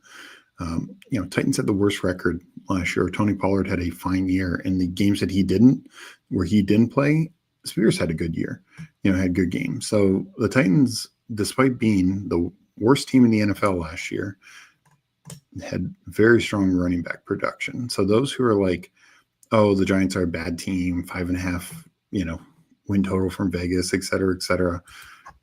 So like we see it all the time. Like we're not saying Scadaboo's going to finish top 5, top 10 among running backs, though. Chuba Hubbard had a pretty damn good year on a bad team.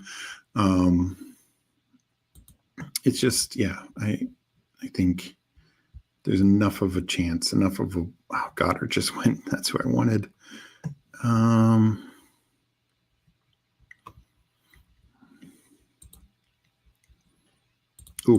Don't like this at all. We're going to go QJ. I know I didn't get Herbert, but I believe in the Chargers offense. So hopefully Keenan Allen doesn't go there. And getting 2 pieces of that, I think is good. Get a lot of their passing game work. Not my favorite pick there, but I didn't feel the need to pull up a running back. And Penix, I just didn't have anything worked out to stack. Could always take Ray McLeod late, but didn't love that pick. Up in 11. So we'll see if I can get some value to come back.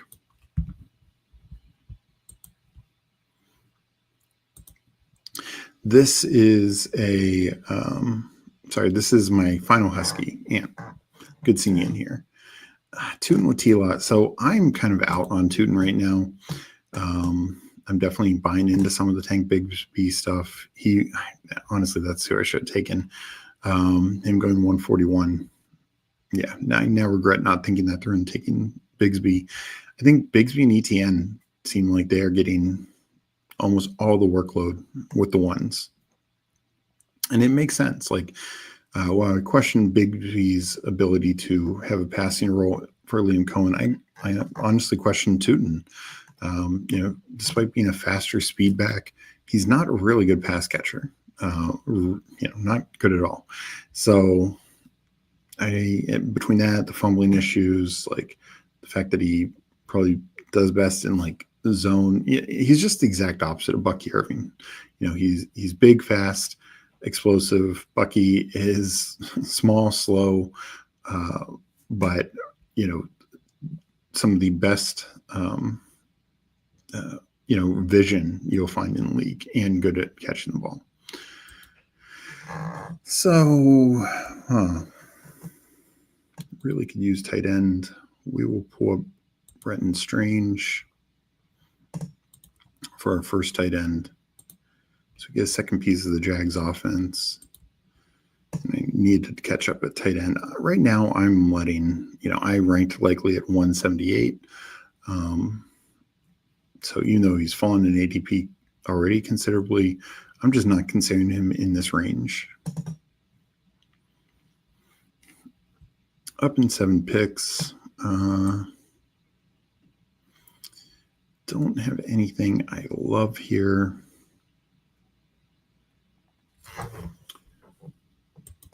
Running back. Jair Eckler. I'm not really taking Nick Chubb.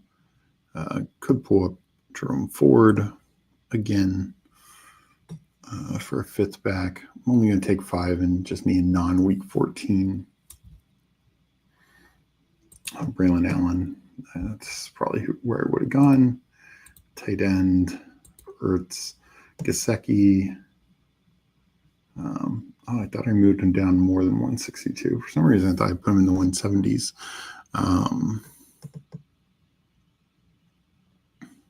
But I'm much higher in Ertz, but I can probably get Ertz to come back.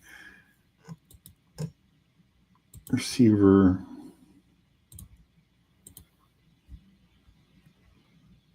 Yeah, I'm going to go Jerome Ford. Again, with the current Judkins situation, I think he does. I know PPR Tyler asked this last night. Do you think he signs? I think he signs, but I think he probably starts on the commissioner's exempt list, and then we'll probably see up to a 6-game suspension. So it could end up being more than the 6 games. It could be 8, 10 games. And even when he gets back, particularly if Sampson and Ford have played well, he might have a tougher time working his way in. Now, do I expect any Browns running back to be super effective late in the year in the playoffs? No, probably not. And and a little concern, obviously, here having 2 week 14 buys. But overall, I'm okay with it. Taking shots on both Ford, who, look, has been successful these last 2 years in the NFL, and Sampson, who is a good rookie pick in his own right, a solid 4th round value. Typically take a third quarterback. We'll see if anything comes back to me in that realm. Ertz is definitely on my short list.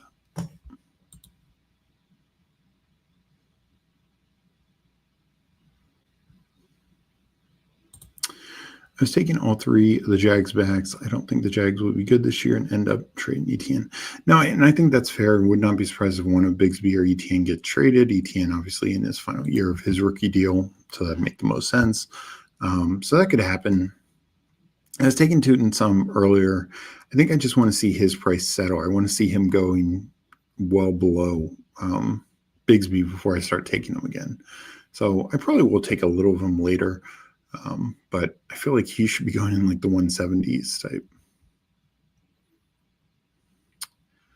So Gino went. We might not do a third quarterback. Maybe I'll get one late. If Ertz is here, I would just take Ertz. Still probably tack on a third tight end, but I like having a second guy who I feel good about.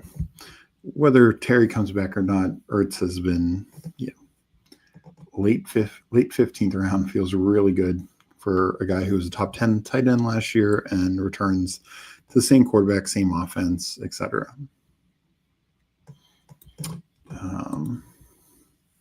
Hartman, I'm basically at full fade unlikely. Do you think it would be smart to mix him in at these prices? I mean, I think so, depending on what the prices are. I mean, I've seen him go in like the 170s.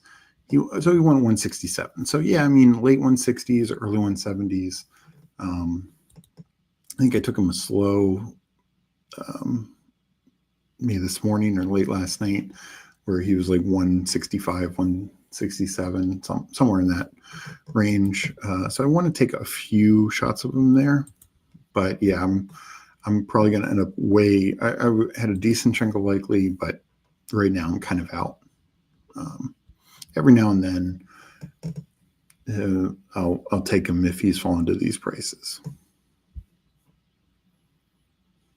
Same with Gesicki. I mean, Gesicki's now fallen to the 180s. Probably move him down in my next rankings update.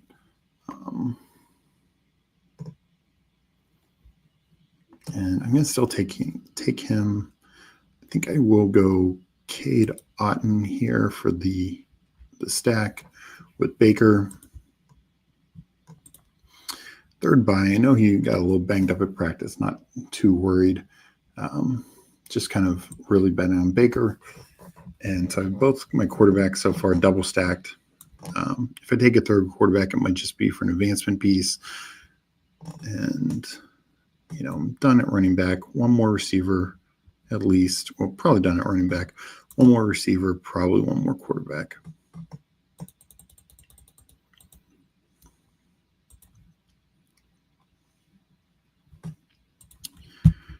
We got Gamblestein in here, my favorite streamer. Appreciate you, Gamblestein. Always good to see you. Hope you're doing well. Hope you're having a good day. So, yeah, this is my last Husky. And generally in these Huskies, I will take a third quarterback. Last night in Nick Box stream, I had I'd gotten a fallen Jaden. If Jaden fell like 44, I took him. And I took Dak as well. And then, this range around 16, 17, I took Sam Darnold. And one of the commenters in there questioned, like, when, what odds, what chance will Sam Darnold ever hit your lineup? And the reality is probably much better than people think. Jaden Daniels, not even counting week 17, which at the time the game started, Washington had to win, had some stuff right on for the playoffs. But Jaden, through weeks 1 through 17, so through 16 games, a quarter of them, Jaden had 15 or fewer points. And so those types of games, Sam Darnold can actually score. I mean, Sam Darnold had 9 games last year of 20 or more points. And of course, last year, Dak was injured the second half of the year. So if the exact same thing happened last year, Sam Darnold, I figured it out. And some of it is coincidence, like when their worst game is and that kind of thing. But not only filling in for Jaden's bye, but he would have hit the lineup like 6 times. Now, twice is only like by a point or two. But hey, that point or two could make the difference in advancing. So we will go.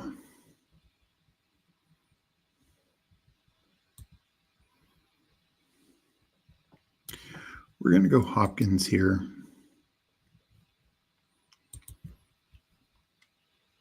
I think he's a good veteran to add to this receiver group. Quarterback here, not ideal. I mean, I do have a Saints piece that could take a shot on Tyler Shuck.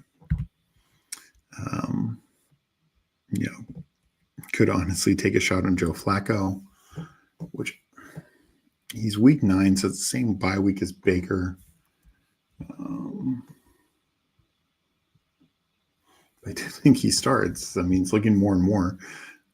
Even Shador was banged up and had to miss practice. So for me, I think McMillan is a little too overpriced. Like, I wish McMillan was an 18th rounder. Where McMillan's going, like, there's starting receivers. And I think McMillan is the 4th receiver and one that will probably get like 20, 30% of snaps. But outside of like Godwin, Evans, or Mbuka actually missing time, it's tough to see McMillan, other than a random game or two where he has a touchdown and 40, 50 yards. How often is he going to get 10 points? I think it's very, very unlikely. Actually, I might just go Russ, maybe even just to cover the bye weeks. So McMillan did fall back to the 18th, so you actually have me there. Just his ADP is so high, but this is where I have him ranked. I don't take him, as you can see. I think I have taken him 1 or 2 slows I have going right now.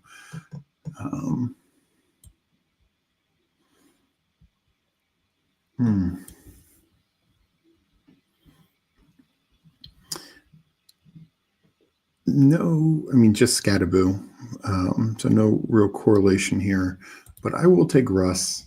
Not my favorite pick for a $40 draft, but the thought process being if he hangs on to the starting job through week 10, then he covers 2 of the buys and probably will have some usable weeks. Like people, forget Russ finishes like quarterback 2 one of the weeks last year, and multiple, QB1, a top 12 quarterback finishes last season.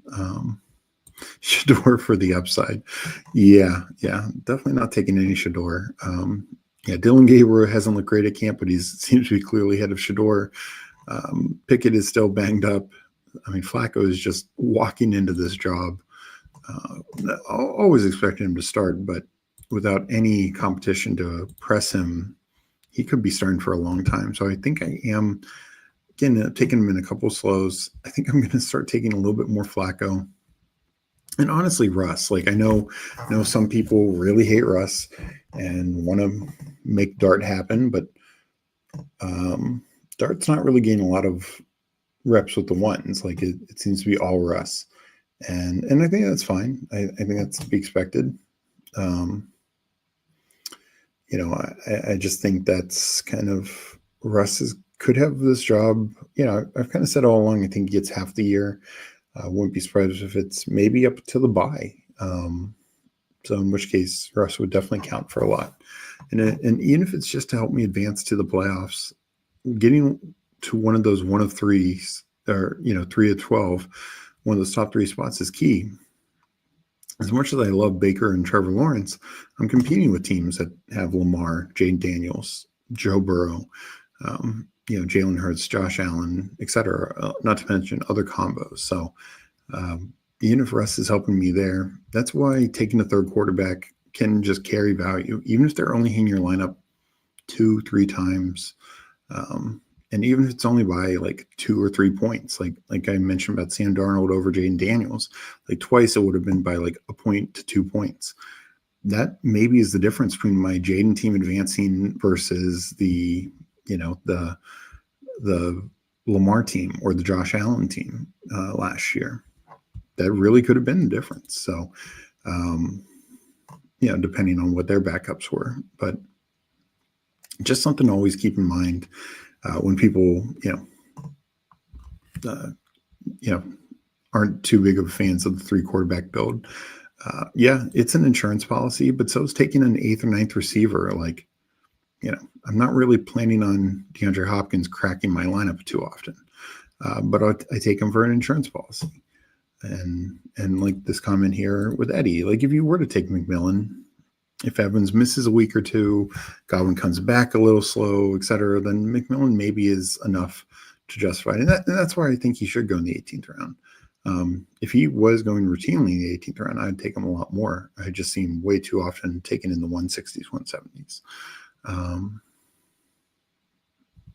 So I'm going to that was my final Husky. Got those done. We are going to, and let's just see where it's at real quick. Let me refresh. I'm sure it's higher than that because that's where it was beforehand. And I'm going to do 1 or 2 badge bros. I'm going to assume they fill pretty quick. So yeah, it's almost at 91%, likely filling in the next couple of hours. So I'm going to enter badge bros. I have only done 22 so far. I'd like to get around 50. It is 67%. So with it being only fast only, though, it's a little harder. But we'll probably get 2 done here. So I will enter at 6:43 Eastern. For the next one, it is only 6 people group, so it can be harder to get people to jump in. But 6:43. I'm sorry. I will be entering. So I still am a big fan of this contest. And yeah, it should fill probably by the end of this week. So I have to imagine they're pretty happy. It is 6:43. I'm entering and 3 more to fill.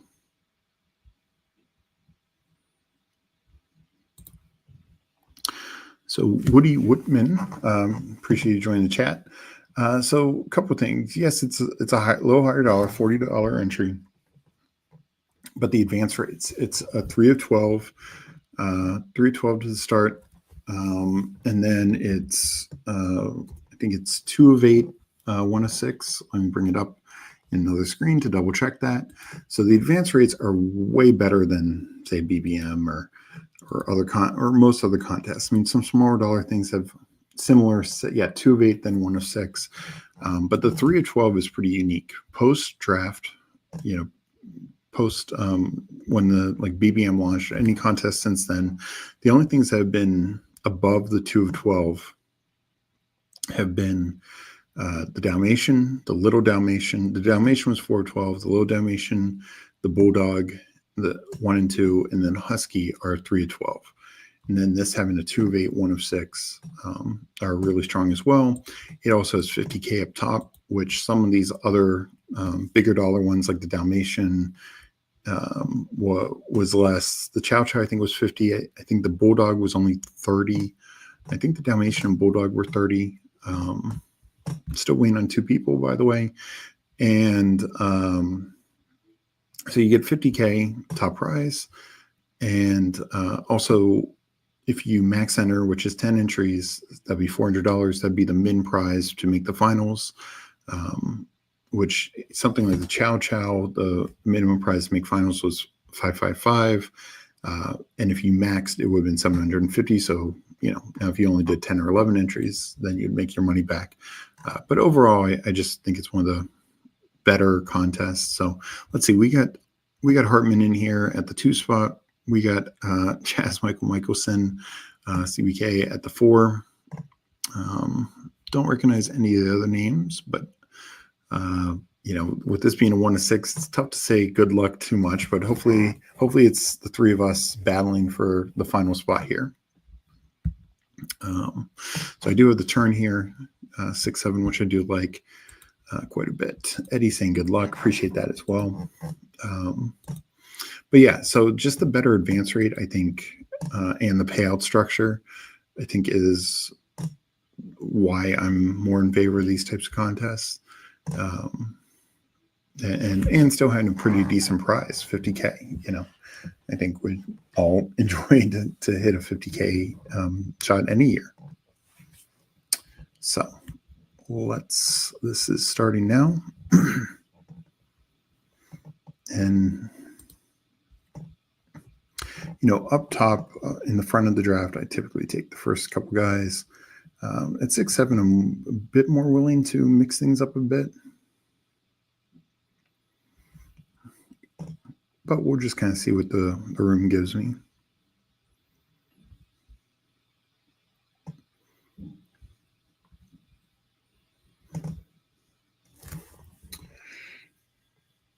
So McCaffrey gets pulled up.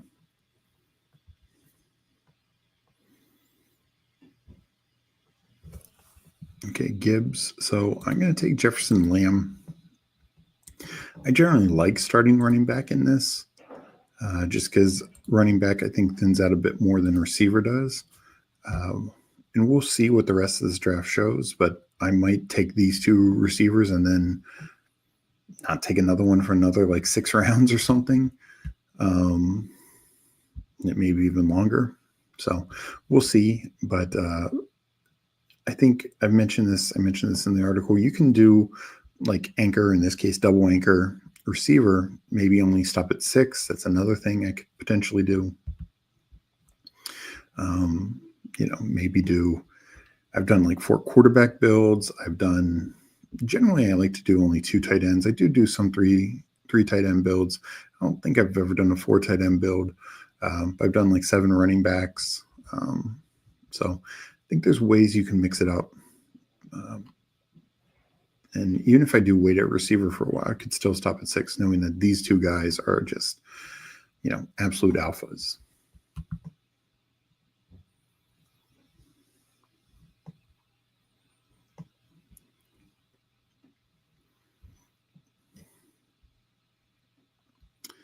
So we'll see what baby Stevie does.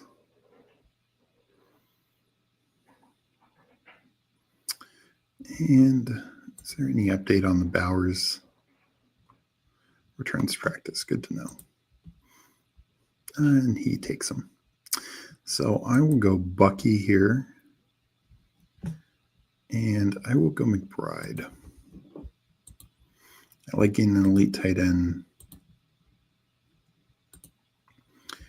And probably even Kittle might not be coming back to me here. So, but yeah, I'm a big fan of the Badge Pros contest. As I mentioned before, it is the best odds for a 100K prize on Underdog. You're 1 of 6, 1 of 5, 1 of 5 to get to a 375 person final. Same final size as the puppy, but it's much easier to get there, even if you factor in the fact that it's twice as much as a puppy. Your odds are still considerably better doing this to get to the finals than the puppy. And so that's why I do want to do about 50 of these. Definitely don't think I had the time to max, and just probably want to put money in other tournaments as well. But really enjoy this contest, and you can just mix things up, which is definitely unique.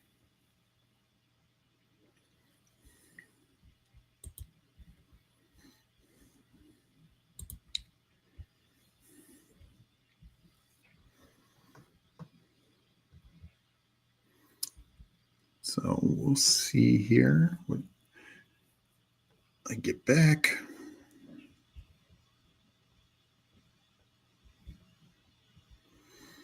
Okay, we will go Hampton and Jaden Daniels. So this feels like a fun build already. I mean, legitimately, two guys who can finish wide receiver one, an elite quarterback, an elite tight end, two running backs who, Hampton's really come up in ADP of late, but I feel like I have a good running back start, though I do think running back starts to begin to thin out. So I probably will be tapping back into that. I do love Devontae Adams, so he just goes.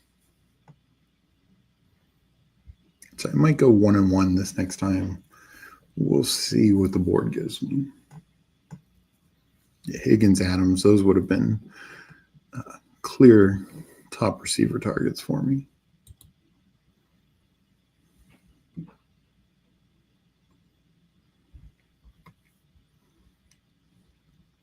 Little run on running back there, not too surprising.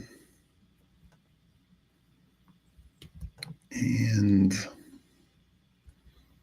so Terry McLaurin's at no stack there. I'm still assuming Terry McLaurin does work out something with Washington. I don't think they trade him. That'd be so wild with having legit playoff aspirations.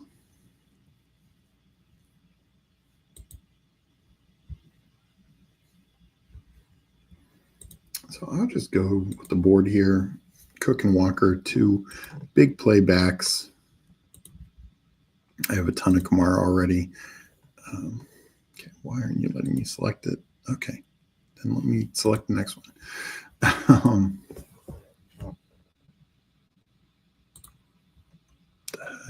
It's being weird, but it's all good. So 4 backs, 4 different buys, 2 receivers still, 1 elite tight end, 1 elite quarterback. Multiple ways I can play it, of course, but I like to start. This is what makes this tournament so much fun. Yes, we're all building super teams, but I feel like you can pivot so quickly. Now I feel really caught up at running back and, could double tap receiver again. Could do 1-on-1. Not going to. Burrow's there. I don't have a stack there. But sometimes that's not even as important in here. Because, again, only one team's advancing. So, having an elite quarterback is great, but there's a lot of elite quarterbacks, plus plenty of good combos. So, yeah, Burrow goes.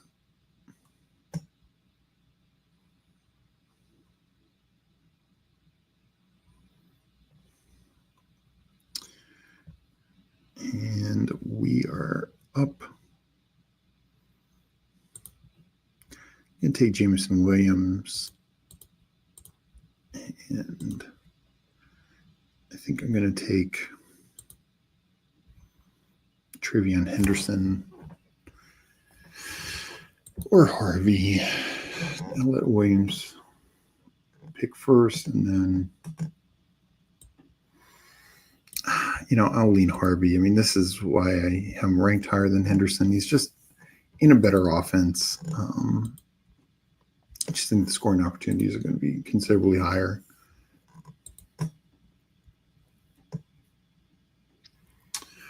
So,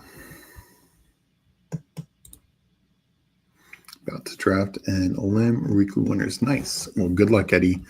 Hope you get a good team.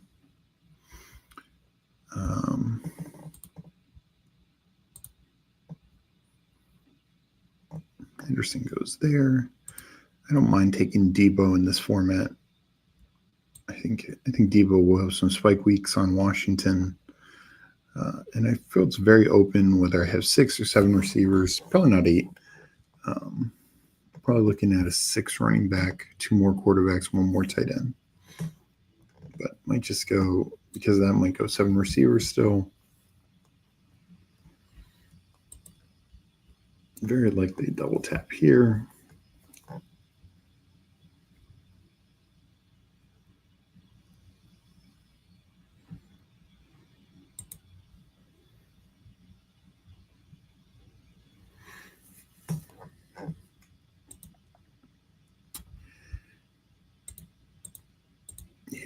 I am going to go. I'm going to go Hunter Debo. I feel like that is a fun 5 wide receiver start with some spike week guys. Obviously, 2 guys I can count on all the time, and then Debo stacked.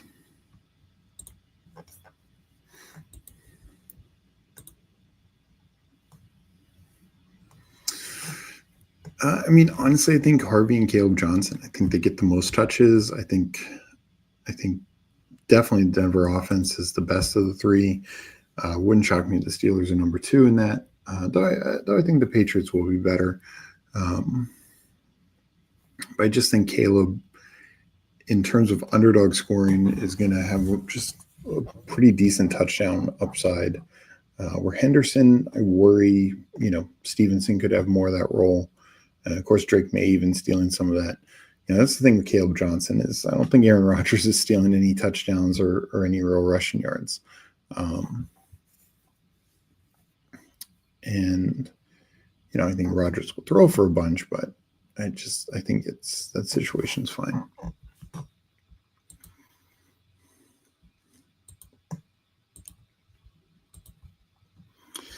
So 13, 14, can grab a quarterback. Didn't get Evans. Can probably wait. Running back.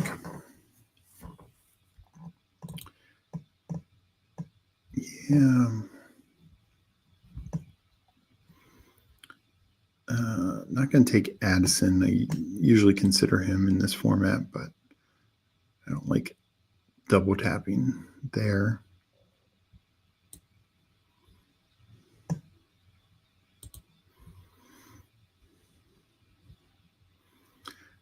Actually take Chris Godwin. I think I'm going to do 7 receivers.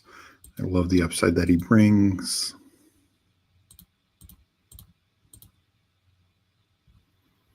And I'm going to take Andrews. He's a guy who could easily be a top 5 tight end. So having him and McBride, definitely okay stopping at 2.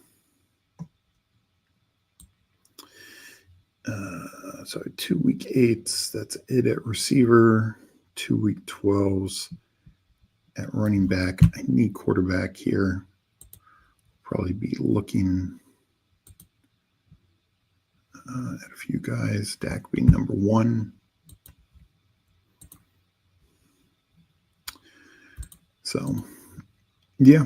No, I think the rookie, that second group of rookie running backs behind the Genty Hampton are going to be good. I think all 3 are going to be very viable fantasy assets. I think Henderson, I don't mind Henderson for this format just because I do think he could have some big spike week games just because he's so explosive. So he could have that, whether it's a catch or a run, that 40-yard touchdown.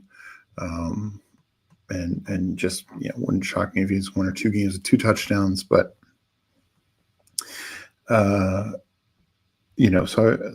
I actually think I like Henderson a little bit more in this format where your spike weeks are going to matter most. Somebody like Caleb Johnson is probably going to have 15 points most weeks. That was kind of Najee Harris. He's got a lot of 12 to 15 to 17 point games, cracks 20 points a couple times. Granted, last year, again, Justin Fields and even Russ were taking some yards and touchdowns away from on the ground. But I think Caleb is really good in that kind of consistent quality score. He'll be a top 20 running back most weeks.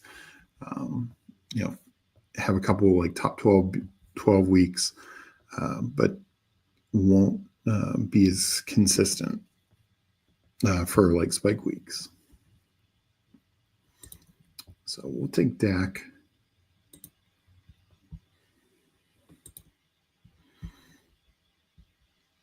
And I'll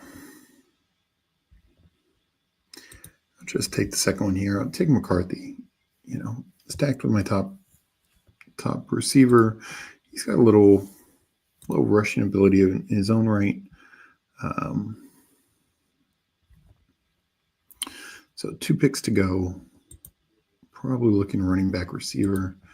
Addison is still there. Maybe I will reconsider that because I do think he's got some spike week ability.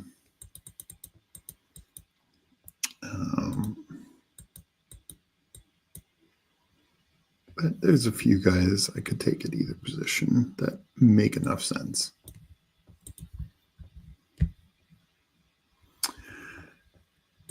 One, are you hiring Godwin or Addison? So, and this is the interesting thing.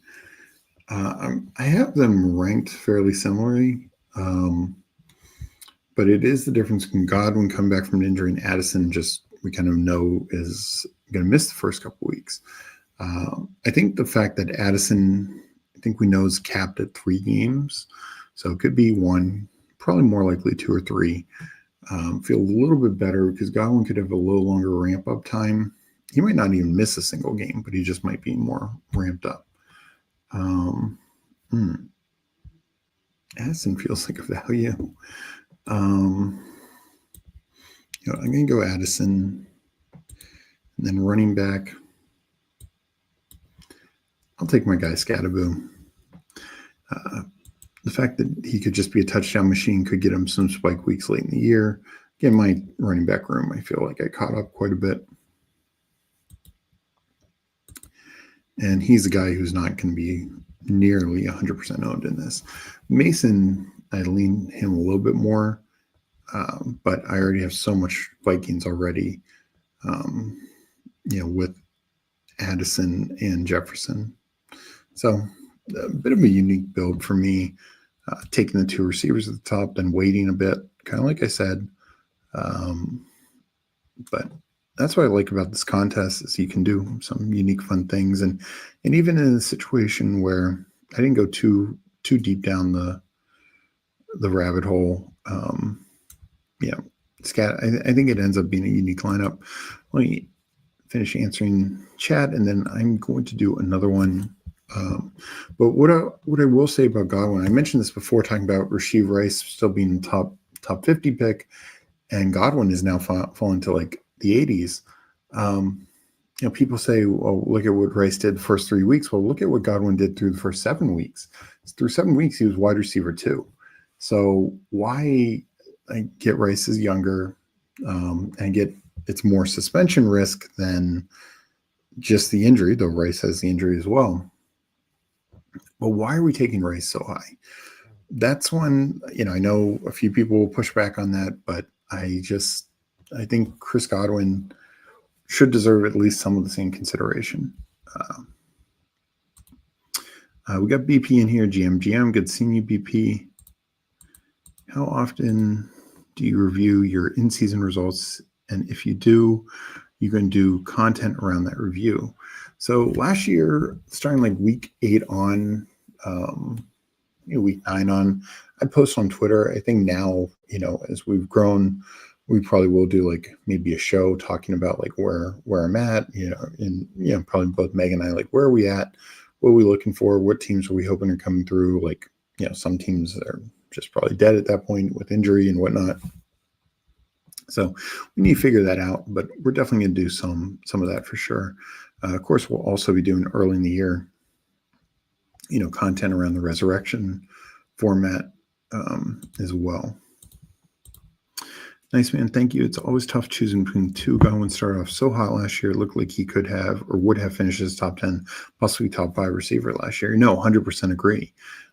Had he not gotten hurt. And yeah, that's why I'm still pretty bullish. I will say I like the discount you get on him now. Even if he starts a little slow, I think the dude's still extremely talented, and I think the offense is going to be very good. I think Addison's very good as well. It's just, Godwin, it is interesting. Like, he actually was outperforming Mike Evans last year. Mike Evans, Godwin was wide receiver 2. Mike Evans was, I think, wide receiver 14 at the time of the injury, and he himself was dealing with his own injury. But it's just one of those things like, Addison is not going to outperform Justin Jefferson. Agree 1, that's a tough choice, and I have too much Godwin. I've been hammering Rice in Badge Bros. And I will say, I don't really take him in Badge Bros, but that is the tournament to take him in because all we care about are spike weeks. We're going to have other top end receivers to cover, whether it's 4 to 6 games. And I agree with that. Love this Elim start. Saquon, Chase Brown, Lamar Jackson. Yeah, that's very good for Elim. To me, Rice feels like a player ascending, while Godwin feels like a good player who hit a super hot streak last year. Baker is also priced like he will regress. I mean, that's fair, but I mean, so is Mahomes in a way. Mahomes is the lowest price we've seen on Mahomes, ever in fantasy. CBK, GM Steve, he liked that slappy 4 quarterback build. Let me look at your and Hartman's teams.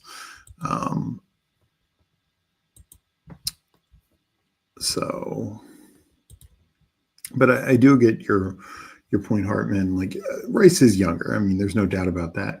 But it is just so interesting. And some of it we don't know the exact length of the suspension. I do think there's a difference between being out 4 weeks, being out 6 weeks. I mean, 6 weeks plus the bye means half the regular season, you're not getting any points from them. And this is for regular contest. Again, not so much for these Badge Bros. Nope, wrong one. We'll do Hartman's first. 3573, Lamar, Mahomes, May. Absolutely love that. Bijan, yeah, I was thinking of doing May as my third quarterback, even without the stack.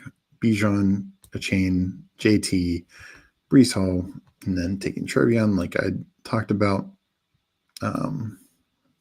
McConkey, Adams, Rice, T-Mac, Ricky, Diggs. I love getting the Ricky Diggs combo. I have them in so many of these Badge Bros I've done. And then Bateman, that's a nice pull down option that's also stacks with Lamar, and he's got some spike week potential. You don't need Bateman to hit your lineup week in, week out. You just need like a couple 20-point games from him. Kelsey, Loveland, Hunter Henry, another pull down option in Henry. This Hartman's team, just instantly becomes super unique. And Henry's fine. Like he's a tight end. The touchdowns, the Patriots offense actually looks good. Henry could easily be a top 10 tight end this year if he's got like 6 to 8 touchdowns. So we get CBK 4482. Definitely done the 4 quarterback build before and even with an elite. But Hurts, Baker, Brock, Tua, McCaffrey, Henry, Kamara, Mixon,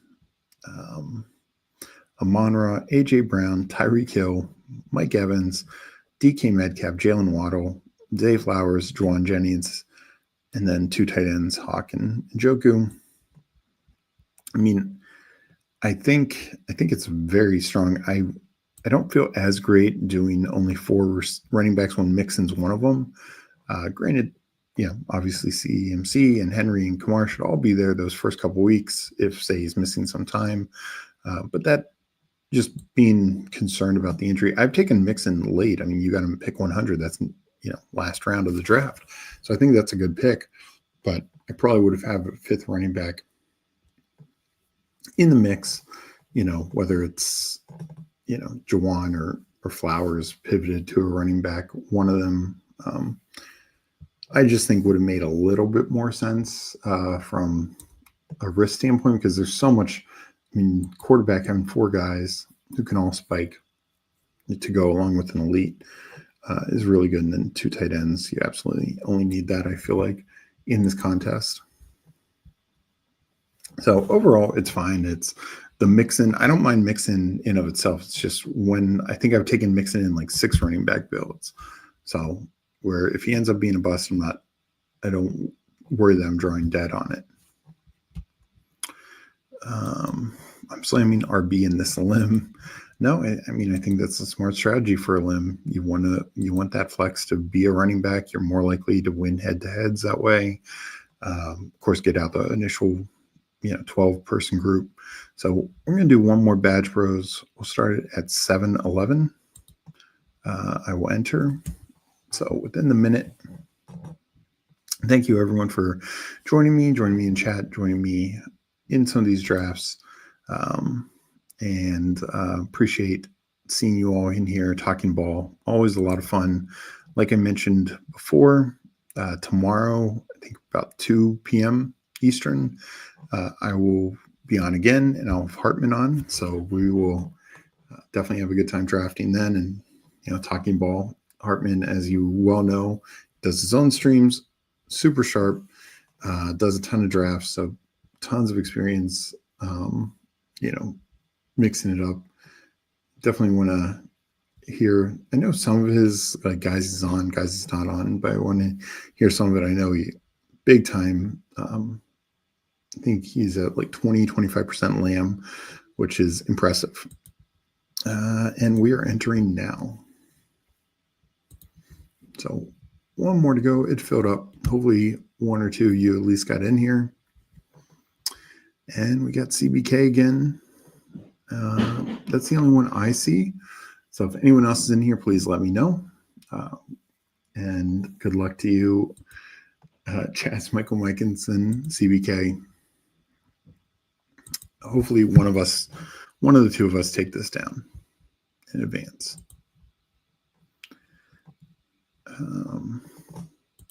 Seeing my guy. No, appreciate. And again, always appreciate talking ball, and always happy to review teams and just kind of look at different ways that it can work. And that's the thing, the draft like you write is not that every take is going to be right, but draft, find a way that your build can work, your player takes can work. Barkley, Chase Brown, James Conner, and Caleb Johnson so far. That's a strong limb running back room. Thank you for your grind. Well, you and Meg and all the Fanspeak network. Appreciate it. Appreciate you guys. Appreciate Yeti. One Delator. Yes, thank you. I usually lurk. Oh, no problem.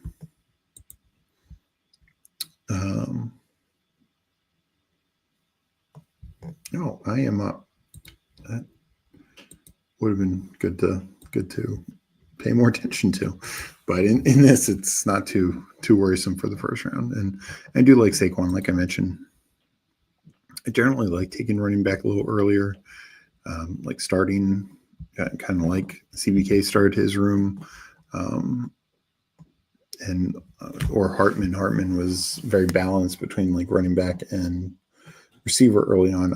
I like those starts typically the best, but I like mixing it up in this format.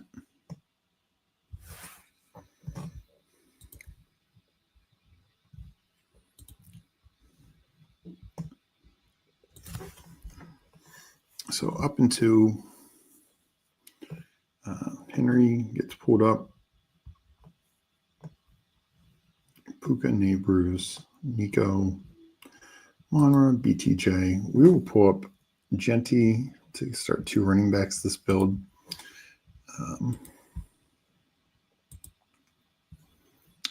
Barkley and Genty is a fun little start. Let's sort by the Badge Bros. So Barkley in 27% Badge Bros. And let's see how much I did have Genty in 50% of those. So didn't realize that. I thought that'd be a little bit more unique for me, but oh well. So coming up among receivers.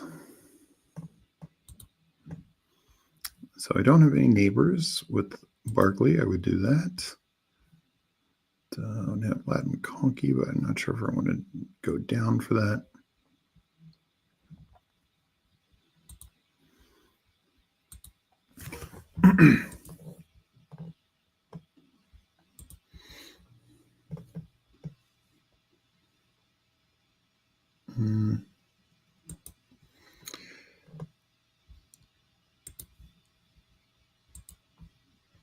I'll go Brock. I don't have as much Brock in this as I do McBride. I actually like McBride a little bit more because you have an elite, borderline elite quarterback to pair him with. And Kyler, we'll have to see if Kyler can get back to his top 10 ways like he was earlier in his career. But they say he's going to run more. And even if he's like a top 15 quarterback, he still obviously is value in this. Still doing draft or pass a lot, or was it more of a summer fling activity? I will say, like this last week, I haven't done it as much. I also need to upload my latest teams. I've not done that in a while. So I do need to do that. But I just downloaded my my data to upload for best ball overlays. So I could do it for at least the main super quick. It's something I do need to. I haven't done as much lately. But I want to. I do enjoy it. I think it's a fun tool, and appreciate what Big Loaf and everyone else has done over there.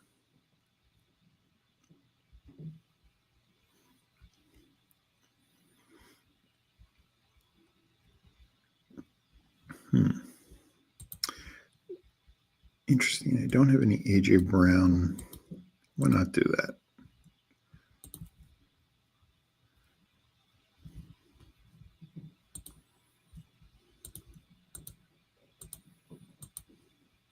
As you can see, I take the elites a fair amount, at least 27% on all of them. I will take one of them here. I take McBride quite a bit as well.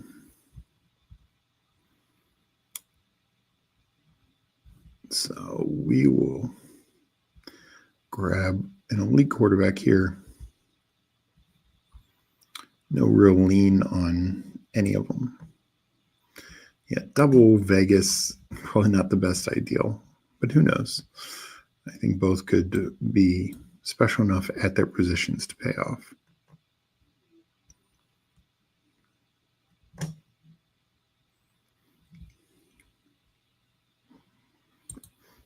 We'll just go Josh Allen.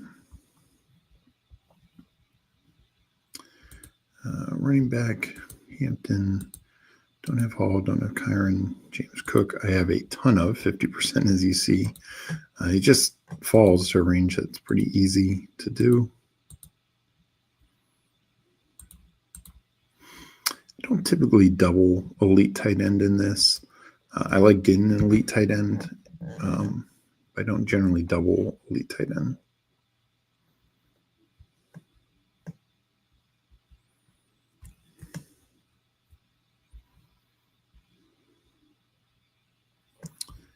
So coming up, basically I have my pick of where I want to go. I like CBK taking another quarterback there. I would have taken Hurts. We are going to go. We'll go Breece Hall. Get a little unique for my build so far. I think they'll probably won't take Garrett Wilson. I don't know if I'm going to buy into the Jets that much.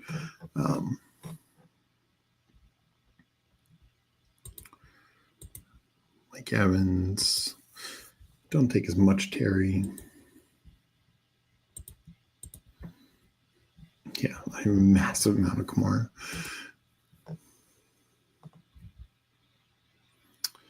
So I'll go Devontae Adams. As I talked about before with Puka, if Puka is not the wide receiver one in the team, obviously it's Adams, which also means Adams could be in line for a top 5 wide receiver year. I think it's very well within the range of possibilities. And as I mentioned in the article, I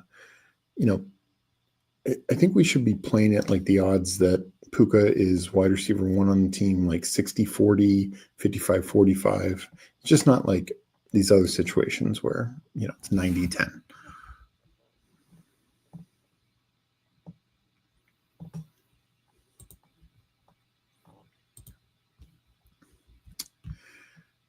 JSN is just not a guy I love in this contest. I'm going to go Worthy. My worry about JSN is just he's a very strong floor play. I think 6 touchdowns last year, right? Yeah. I just don't know if he beats that ever. I think he's always going to be like a 4 to 7 touchdown type of guy. Where, somebody like JMO last year, 7, and that was missing a couple games. Easily could have more with a bigger role, just more of a spike week guy. I will say Rashee Rice, this maybe is where I take him. I know I just took Worthy, but I believe in the Chiefs offense. Obviously sets up Mahomes. So that will probably be my next pick. Murray goes kind of pretty high in this. So hopefully I can get Mahomes to pay off the Worthy Rice. I think I'm looking at 8 receivers in this build.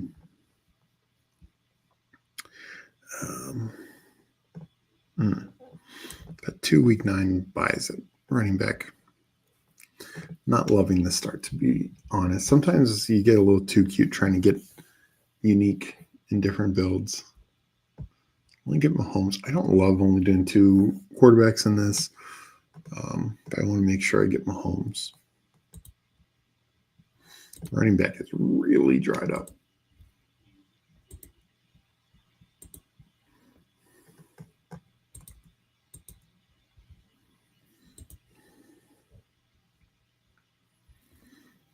Wow, Terry's falling. Okay, this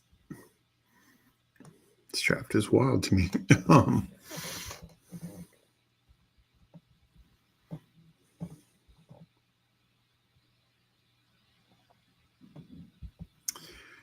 I think I need to go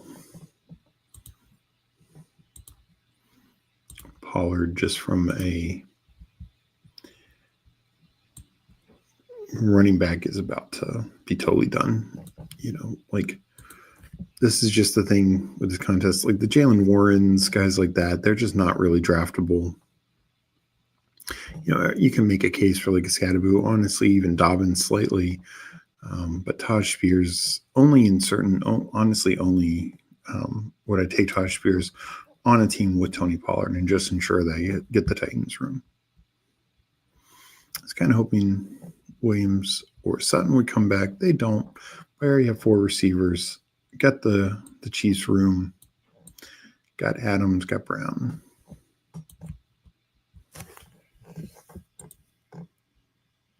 I'm going to take Rome.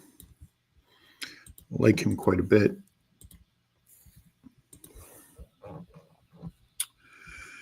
So 2, 4, 5, 1.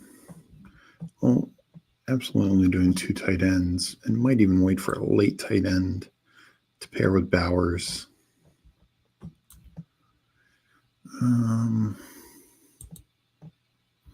Pacheco's still there. I guess I could make just a further Chiefs bet. It's week 10. Jordan Mason probably makes a bit more sense. Quarterback.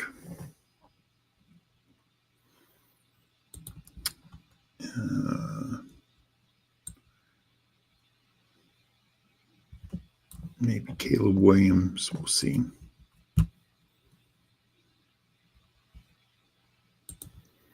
Just got Jaden Higgins 10 picks past AP. Well, that's nice. I hear Mason's the better play just from a touchdown perspective. So I'm going to go Mason here.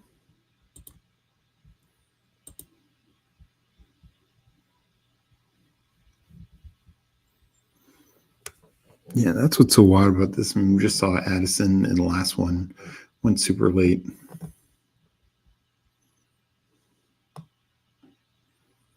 Take a lot of Jaden Reed in this just because he is the epitome of a spike week receiver so far in his career. Godwin, Golden.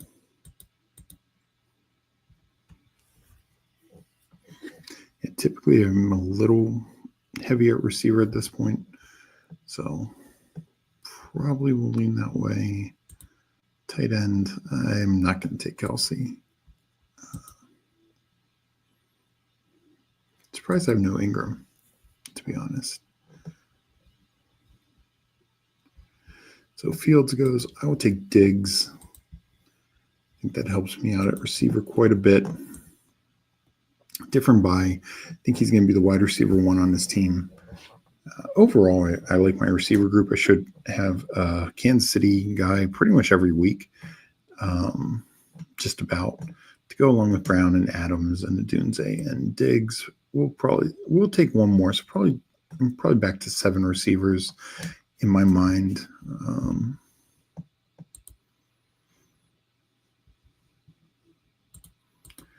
We'll take one of these 2 quarterbacks. I have way more May.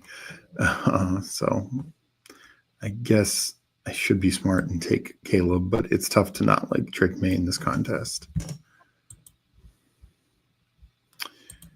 We got our guy Stephen WC in here. GM, everyone. Good seeing you, Stephen. Eddie saying hi. Hope everyone is having a good Saturday. So I take Caleb. Didn't even notice that. Happy it did that way. Don't think I'll go 4 quarterbacks this, though. I will say sometimes it's tempting. I think that is a way to help ensure you advance out of the first round. We saw CBK did last time.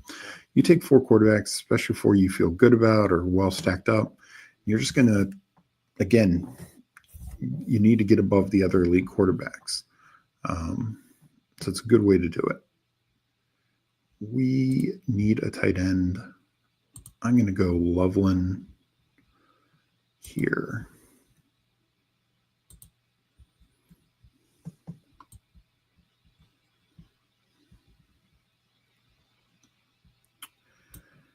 So I do think I need a running back and a receiver. Don't know if I go back to Godwin. The Mooney injury, it's not ideal. I actually don't mind Keon Coleman for a stack, and I think he's going to have some spike week potential. I'll take the shot on it. It's such a good offense. Legitimately could be offensive, the top scoring offense in the league. Shakir's even a little banged up. Is there anything late? Sustained an injury. Yeah, so I think that is a good pick. I could, not Ray Davis, but I could do something like a Dylan Sampson. Particularly with some early running back buys. So, with Mason and even Genty. But I think that would be another week 9. So, of course, there's Scatterboo. Probably shouldn't do that. I think I will go Stevenson. There's a couple running backs, and I do think handcuffing can make some sense.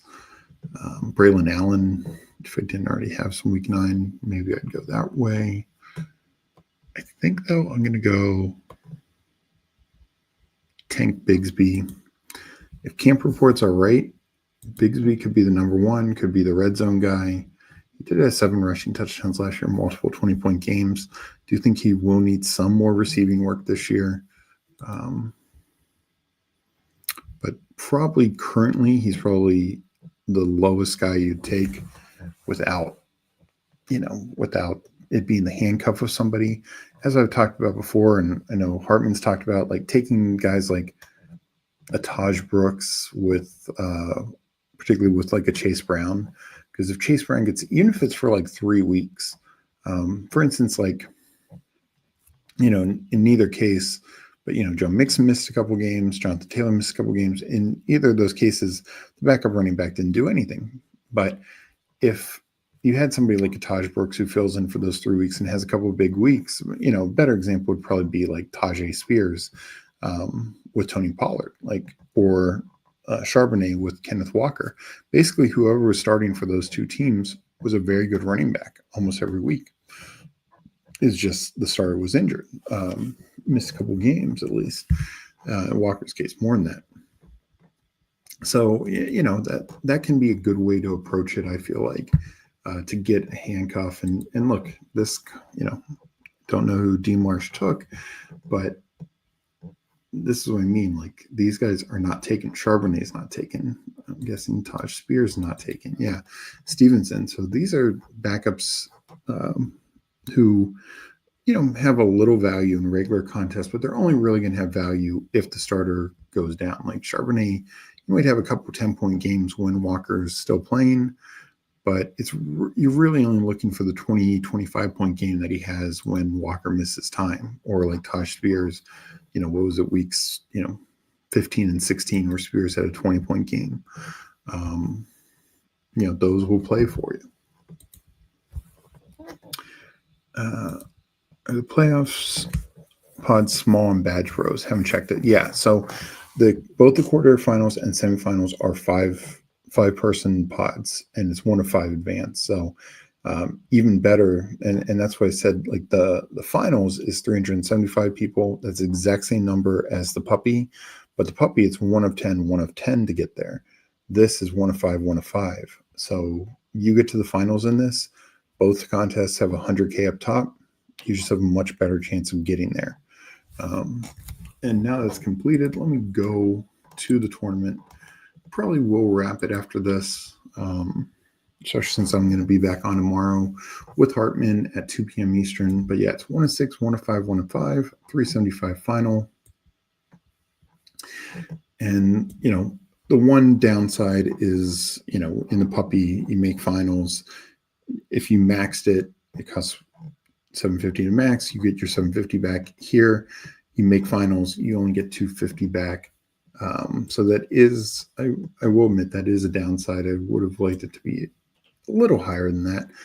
But I get, why they couldn't, with having 100K up top and then 50K to second.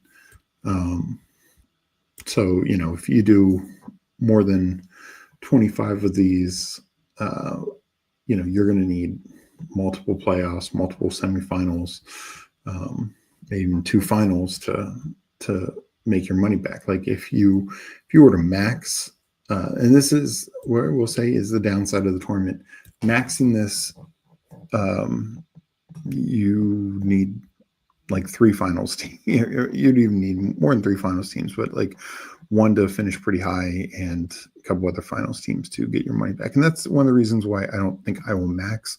Probably will be around 50. And even there, I'd need, like, honestly, like 2 finals teams to make my money back. But I like the odds getting through. So overall, I think that makes up for it. But I understand those who aren't a big fan of not getting your money back for finals. So thank you guys again for joining me for these 4 drafts. Did 2 Huskies, first one with Meg, second on my own, my final 2 Huskies. Then I did these 2 badge bros. I need to catch up in a lot of slows. That's the other reason why I need to get going, as you can see. That's just what I'm on the clock on. And yeah, I hope everyone is having a good weekend, enjoying the drafts. We will be back tomorrow at about 2 p.m. Eastern with Hartman. And I we'll see if Underdog, I wouldn't be surprised if Underdog launches something tomorrow. If not, we'll probably be drafting like a BBM and maybe some badge bros. But anyways, thanks again, and I hope everyone is having a good day, and I will catch you next time.